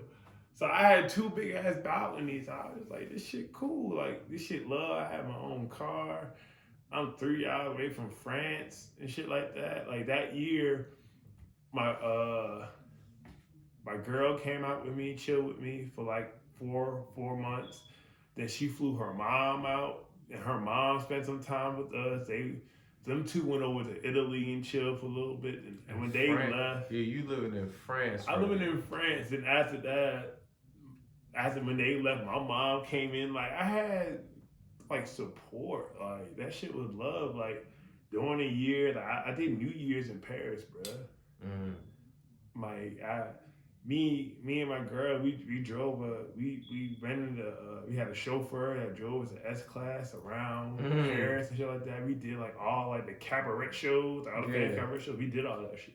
Cabaret is what they would say. Cabaret, tomato, the same thing, yo. So like I did all that shit that you could think of. Like I did that shit in Paris. And this is when you 2 years removed from college. 2 years You're a young man. That shit was wild, yo. Change your family shit, like change your family spectrum. Yeah, it changed my whole spectrum of shit. Talk about that, man. Talk about how being that person, like, you know, because we come from that background that we come from. Talk about how being that person, that responsibility that you hold, and the pressure that people think that you have from seeing 20,000 fans don't equate to the pressure that you have to kind of to get moms in them situations. You know, I don't know if you got brothers and sisters. I have 3 younger brothers. Yo. You know, to get them to see these situations. Talk about that for a second when you get to that point. It's different, you know. Because you've already made. I didn't bring this up on purpose. Yeah. I could have talked about that in your younger brothers and your family and what you had involved when you were there. But now you're in France. Completely You're different. a professional athlete. Yeah. You're serene. You've made it through the ranks of Baltimore City County. Whatever you people may think, you made it through that, and you're all the way in France. You have your mother there. Your brothers get to come there too? Nah, I only had a certain amount of tickets. Right, so you had your mother there. Yeah. Talk about that feeling when you seen your mother come to France. Talk about it. I know it. It was surreal. Like, it was just like, damn, like. She would have never been here. Never been there before, yo. Like my mom been to France before because she actually had some good friends, but it's to the point where you can see your son play basketball. That's different. That's completely different, yo. That's a different feeling to ever have. For that real. feeling, bro. Knowing that you either take your mom overseas. Hey, mom, you wanna come fly out here with me? All right, okay, I'll be there. You know, we schedule and go from there. All of that It's time. just different. It's just all. It's me realize all the time and work that you put in that it pays off in certain little ways for real. Yes, sir. Yes, sir. I that's always one thing I always want to ask everybody, like, because I know when you get over there, it's like you gotta get her that flight, and you know, and she coming over there. And she It just depends on the organization. Yeah, the organizations that I've been with, they help. They help me. They help me get the situation right. Help make sure that everybody's right, and you know everybody's on a good flight and shit like that. So it just really just depends on the situation, you know. Facts. So, all right. So now we gonna get y'all through. We gonna make sure we get y'all through this here real quick. We in France right now, and we in our second year of being a pro. You say you're a 7-year pro. Yeah. So this is second year. Second year. You're playing in France. How would you categorize that season if you had to put it into a couple words? Learning again. Learning experience. Because Poland and France is a completely different kind of basketball. France has a higher caliber of basketball players. So it was just another learning experience, to be honest. It's like the coach that I had to deal with was kind of like, he was up and down with me. At one point, he's with me. Another point, he's not with me. So at the same time, I was just ready for the season to be over with because I was dealing with personal stuff myself. Mm-hmm. You know, and I was ready for the shit to be over with. So after that year, I had some very good stats or whatever the case may be. Second year, I had solid stats, but after that, like going into that off season, I had no offers. I had nothing.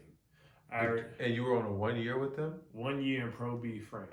I had no stats, I had stats, but I had no offers, no nothing. It comes to find out from what I've heard, from what my agent was telling me, that the coach was bad mouthing me and all the other stuff, but like the coach wouldn't bad mouth me if he wanted me to come back for the next season. He wanted me to come back to France in the next season to do it all over again. Like, all right, let's clean slate, do it all over again. I was like, nah, I want to go. I was like, me being young, I was like, nah, I'm gonna go somewhere different. It's all like, you know, so. And after that offseason, I had no offers, no nothing. That's when my agent already had a client that was playing out in Japan. Mm-hmm. And ever since then, I've been in Japan. So, you got there. Yeah. That's interesting. All right, so you go from playing in Poland, skinheads and race bullshit, to going to France where they kind of all black. yeah. All black people, all Africans, all kinds of mixed breeds. Anything that you could think of is out there, bruh. Yeah. Anything that you think of, anything that you like is out there, bruh. Yeah, so you go from Poland, you go to France then to the pure Japan. white, and then you go to your agent gives you the tip because he has an agent or a client that's already there. You get to Japan. Now I'm gonna tell you something right now, right? A lot of the stories that you hear, right, with guys that's coming from overseas, or that's guys coming from Baltimore, coming from Maryland, that's going overseas. They're playing in European countries, like mostly Poland and New Zealand, and so to go to a pure Asian country. Oh shit! Yo. This is your third year in professional sports, right? Third year, yeah, yo. Okay, so you go straight to Japan. Have you thought about how crazy that is, or you just was in it? You were just thinking about it from at that point. I already just go hoop. I didn't give a fuck where it was. I don't give a fuck. It was in Antarctica. You just wanted to play pro ball. Yeah. So when I went out to Japan, when I first got on that, describe your first day when you landed. So I'm gonna give you before the flight took off. So I had an ANA flight from Dulles to Tokyo. Oh my God. So from Dallas to Tokyo is at least a smooth 12 hours. At least. Smooth 12, 13 hours. So you find ANA Airlines. So like that. So like when you go up to like you know the little console or whatever the case may be to get your ticket and shit like that, was nobody there at first. So next thing you know, they come out. They know they're not behind the desk. They go in front of the desk. They bow and shit, and they be like Konnichiwa, or arigato gozaimasu, which is like thank you for flying with ANA today and shit like that. So my first impression was like, oh shit. Like, I don't know what I'm about to get myself into, but like, this shit here is wild. Like, I never seen like motherfucking, you know, in America, you fly Southwest or any other bullshit, like United States Airlines, they'd be like, all right, okay, here you go, all right, go about your business. With Japan, it's all about respect. Right. It's about the culture gives you respect, bro. So like, my first flying out there, I was just like, oh shit, I don't know what the fuck am I getting myself into. So when I landed late. So coming from Europe, you could at least see some signs that was like, at least in English. Now you just going straight symbols. Everything was symbol. I went to a city named Kanazawa. This is their first year having a team in Kanazawa. So like, this shit was so wild. And just like seeing that they drive on like the opposite side of the road. So the left side, you're going straight. On the right side, you're going in the opposite direction. Opposite direction, yeah. So I was just like, oh shit. So it's like, it was just something new that I wasn't really expecting for real. How old are you when you get there? You're 24, 5? 4? 24. I'll say 23, 24. Yeah, right, about 23, 24. You got a late birthday, so you're 23, 24. Yeah, so like I'm 24 years old. Young as shit. But the only way that I got through that shit is because of the guy that my agent was with.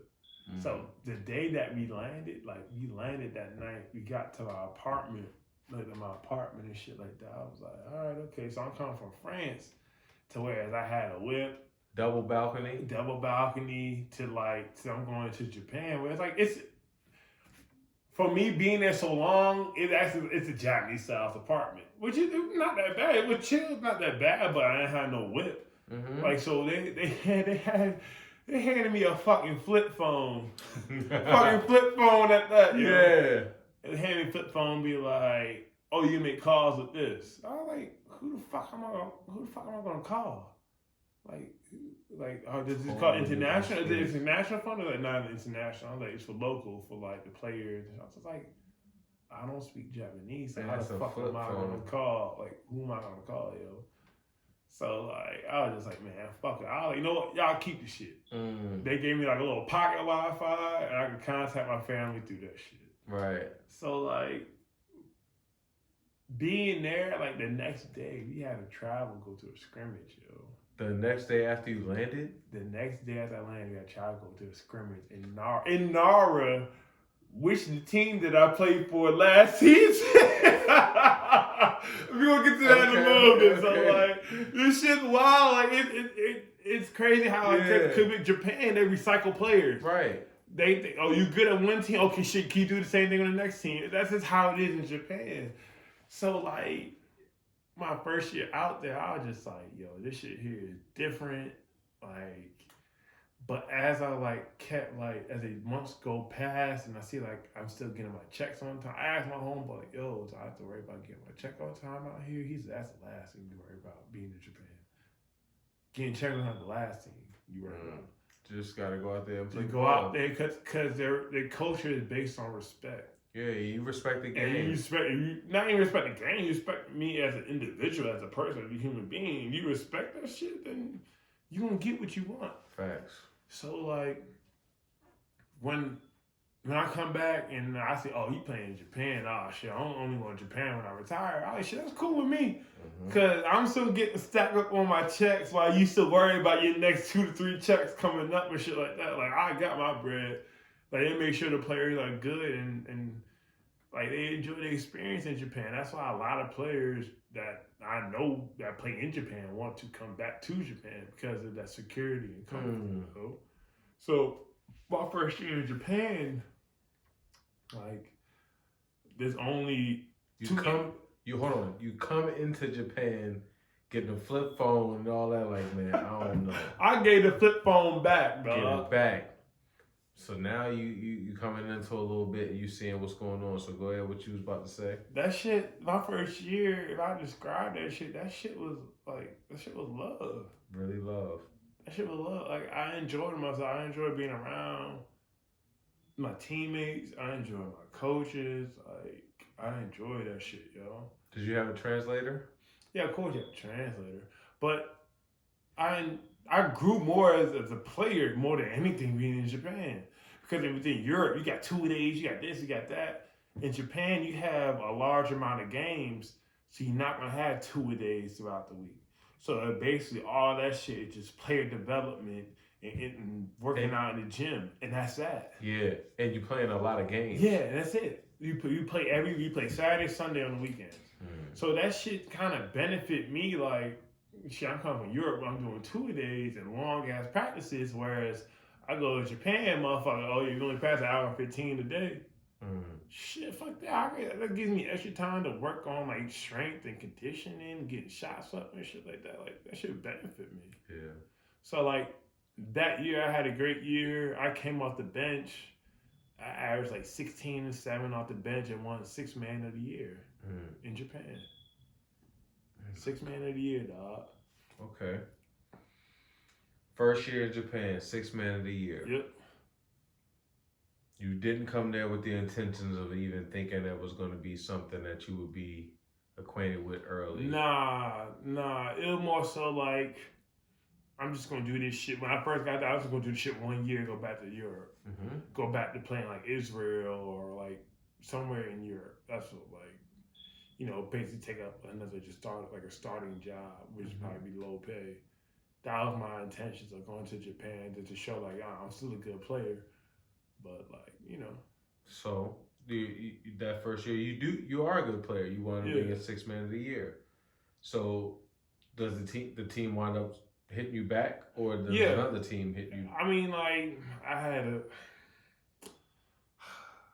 a sorry ass agent. I was still with the same agent that picked me up when nobody wanted me, but like he didn't realize. He didn't keep it real. Like, I'm keeping 100. He didn't realize, bro. I just had a bad agent. He didn't realize. He had a partner that wasn't really known in Japan like that. He was known, but was like he didn't have like guys around Japan like that.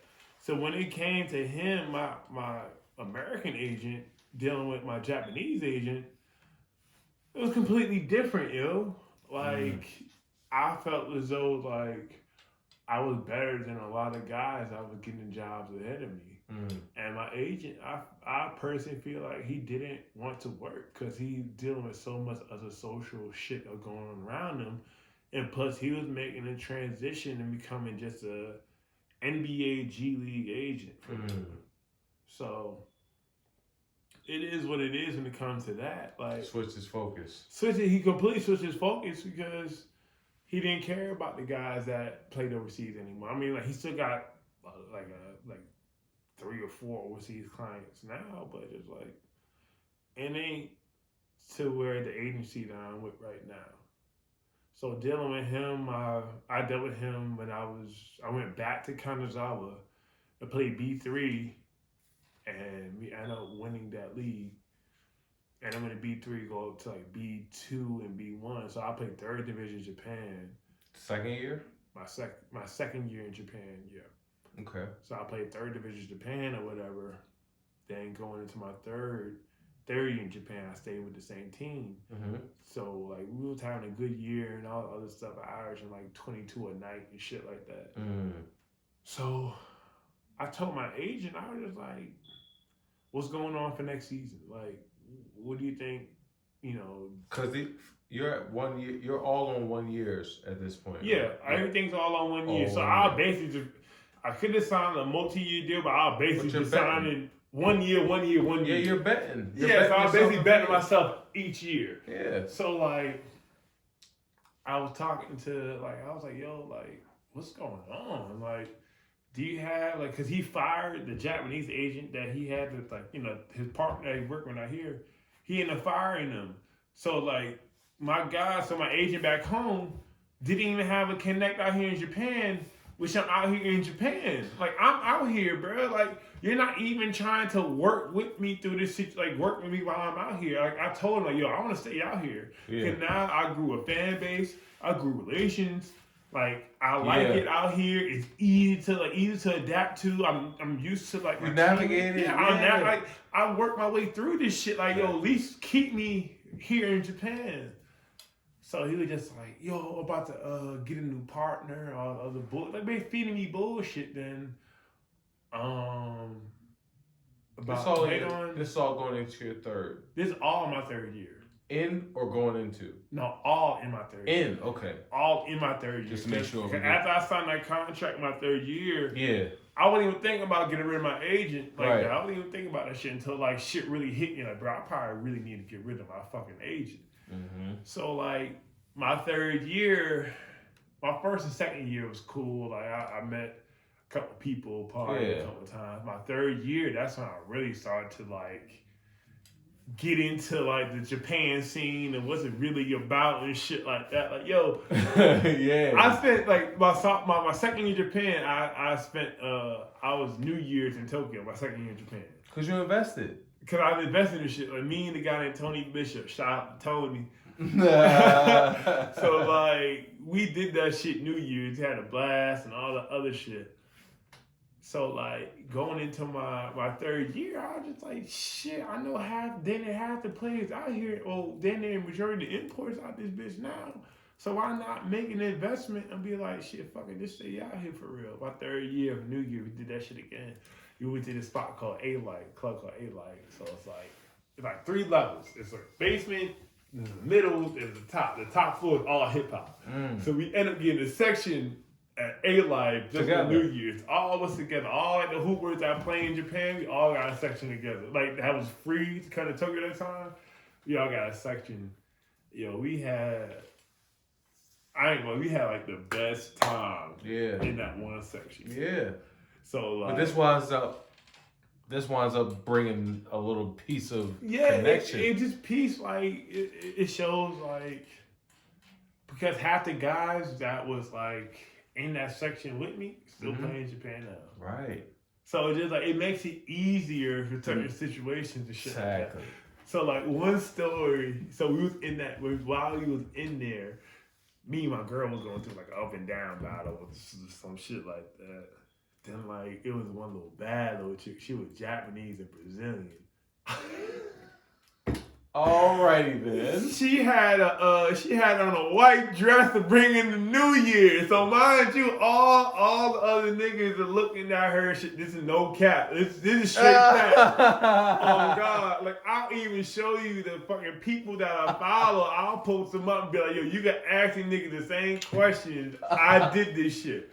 So when we was everybody looked damn, shorty bad, the motherfucker. She was some other tall little black chick or whatever. She was just tall. It's like a little model type. But it's a lot of foreigners that come through Tokyo.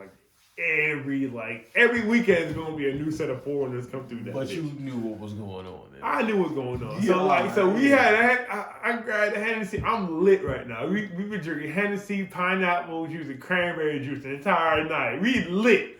We had motherfucking fruit cocktails and wings coming to our yo, we at the fucking pool, yo. We had these 2 little army chicks out there, we just happened to run into them or whatever. So we brought them into our section and shit. We were just on some chill shit. We wasn't even thinking like that. I was talking to the little light skinned chick and shit. Then we were just rapping, going back and forth or whatever. Then I seen old girl with the white come in. I was like, you know what, fuck it, I'm gonna take this shit. Roll the dice real quick. Yo, I grabbed the Hennessy bottle off our table because niggas that kept staring at it. I was like, yo, take a shot. I handed her the bottle and to pour the shot in the mouth, bro. Drove the boat first. This is no bullshit, bro. I'm telling you, you can ask anybody that plays in Japan, all the Americans that played in Japan. I follow on Instagram. You ask them that story. That shit's real, bro. So that jumps you off in Japan as far as the player personnel. So listen. So not even player personnel. It's just like I'm just having a good time. Yeah. That's So what it like, mind you, me and my little chick at the time, we was going through a little back and forth for real like that. So she was like, yo, you all up in bitches' stories and shit like that. I was like, whose story am I in right now? The only thing I think of, I posted a video of some girl twerking on each other and shit at the club, bro. That's the only thing I can think of, bro. That's all you but think other about. than that, the little chick with the white dress, I was like, yo, I don't even remember this shit. Like, I was like, all right, okay. Well, like, I went to the Instagram. I wasn't even on her story. But then I talked to the little chick. She was talking to the little chick at the time. She was just like, well, you wasn't on the story, but you following her. You basically in the same area. I was like, that shit don't fucking count. That shit, ain't no way you're that in shit Japan, count. bro. You don't even know what's going on. Count. I'm fucking lit in New Year's in Tokyo. Yeah, you don't know nothing about nothing. I'm having a good time. I wasn't even thinking about shit. Everybody was just like, yo, she bad. I was like, fuck it, give her a drink and see what happens and shit like that. So you was in the moment. Basically. That's all. It was that year was cool. That shit was fun. Japan is love. Love. So to kind of conclude this, I'm gonna wrap up them last years. We're gonna conclude it real quick, right? So, like I said, the basis of this show, I always tell people, man, like, you see us on the shirt, it's behind him. Yeah. That man was born with that, you know what I'm saying? Like, it's a lot of work that was put in with it, you know what I'm saying? A lot of stuff that he did to get there. So you're a 7-year pro now. Looking back at that, man, like, one consistent thing is the work that you put in. Yeah. From when you left New York, you had a grudge from when you left. You didn't want to go back to New York. So you got to Baltimore and you deal with a whole different beast, and you had to prove yourself there. Yeah. And I asked you what you learned from the Oklahoma days, you know what I'm saying? But looking back on your career, and even you're still going on, we got this COVID thing going on, but looking back on your career, what is one thing that you take from those depression days, those dark days, that you apply to your life to this point that still helps you? With them dark days, it just made me who I am today.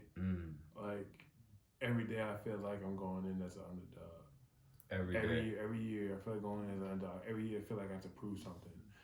Every year, even when I come home, play like in the Brunson or whatever the case may be, even the fucking Sunday league of LTA, I feel like I have to prove something because I feel like somebody's gonna put somebody over me. And I personally feel like nobody's over me. Unless you're in the NBA. But as of right now, I personally feel like you can't really name a lot of players like, oh yeah, I'm better than him. Like, I personally feel that way. Like, even though opportunities come with the life and it comes with the territory of being lucky and being there at the right time, right place. I just personally feel like it's not really a lot of handful of guys I feel like, oh yeah, he's better than me. Oh yeah, that nigga better than me. Like, I can't picture a lot of guys going out there scoring 58 points in a game. No matter what competition it is. For professional level. Professional level.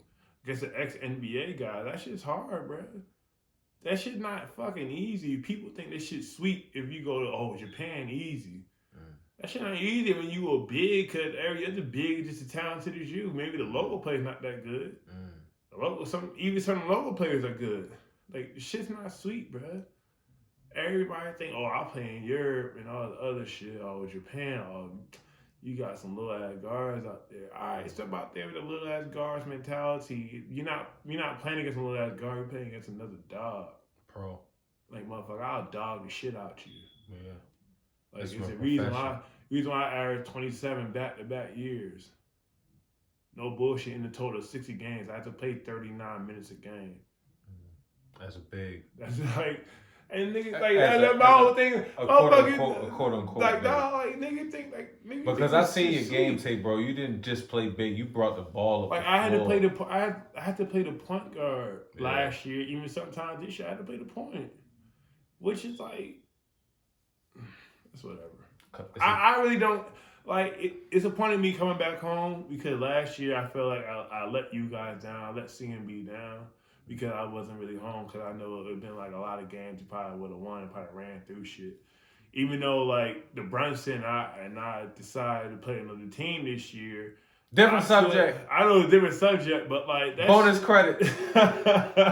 Bonus credits questions. Yo, like I still feel like I have to prove something to my peers, and with all that accomplished, I shouldn't have to feel that way. Because I feel like a lot of guys didn't accomplish what I have to accomplish or what I have to go through. A lot of players probably had to go through my situation, but a lot of players was shit was handed to them. A lot of shit wasn't handed to me. Yeah, I like that. All work. I like that. Shit was my whole life is all work. Everything that I do is all work. People could think like, this and that. That's just Big Drew. Who is really Big Drew anyway? All right, something on that court you want to see who Big Drew really is. Everybody else know. I feel like not enough people know. Yeah. That's just my personal opinion. That's my personal opinion on the shit. Okay. But it is what it is. That's their opinion. I'm gonna get mine real soon. They better hope this COVID shit lasts till fucking August. Because if this Brunson shit go through, they're gonna see the real one. I don't give a damn who the fuck on my team. That's a fact. It's not even on no selfish shit. It don't matter. It really don't matter. It's not even on my selfish shit. I can have a stacked ass team, but I'm just gonna stick out. Because I'm more of a dog than a lot of people think that I am. People will put you in that best big conversation. I say you're one of the best players in the league, yo. Always have. That's not even without the bias. You know, I don't really give it. I know. If I don't like you, I don't. If I don't like you, I don't tell you that. But what really hurt me when Sean that year to beat Triple C, when he gave it to old boy that play on Sam's We'll get to it. That's bonus question talk. We're gonna conclude it real quick. I been cut me off real quick. No, because I gotta. I leak get that shit to a kill. Give this one in Baltimore, bro. It's a bonus question, Drake. What I give you, like, I got 5 questions for you. We going end this real quick. All right, let's do it. I do the 5 questions right now. No, I'm not gonna do it yet. I got you. Hold on. All right, right, so he about to edit this shit out of this tape, dog. Yeah, that's what we do. This shit real like Last Dance, right? That's what we do. All right, so ladies and gentlemen, man, as you see, we have my man Big Drew in here. Yeah. I'm very thankful for him to come through tonight. You know what I'm saying? He gave us a lot of backstories and a lot of insight as to what it is to be a prominent athlete, a D1 athlete, underrated athlete. So a lot of y'all can relate to this story. A lot of y'all that talk about this guy's getting all of the acclaim. He wasn't getting all of the acclaim. He wasn't getting all of the fame and all of that talking and all of the tickets that was going on.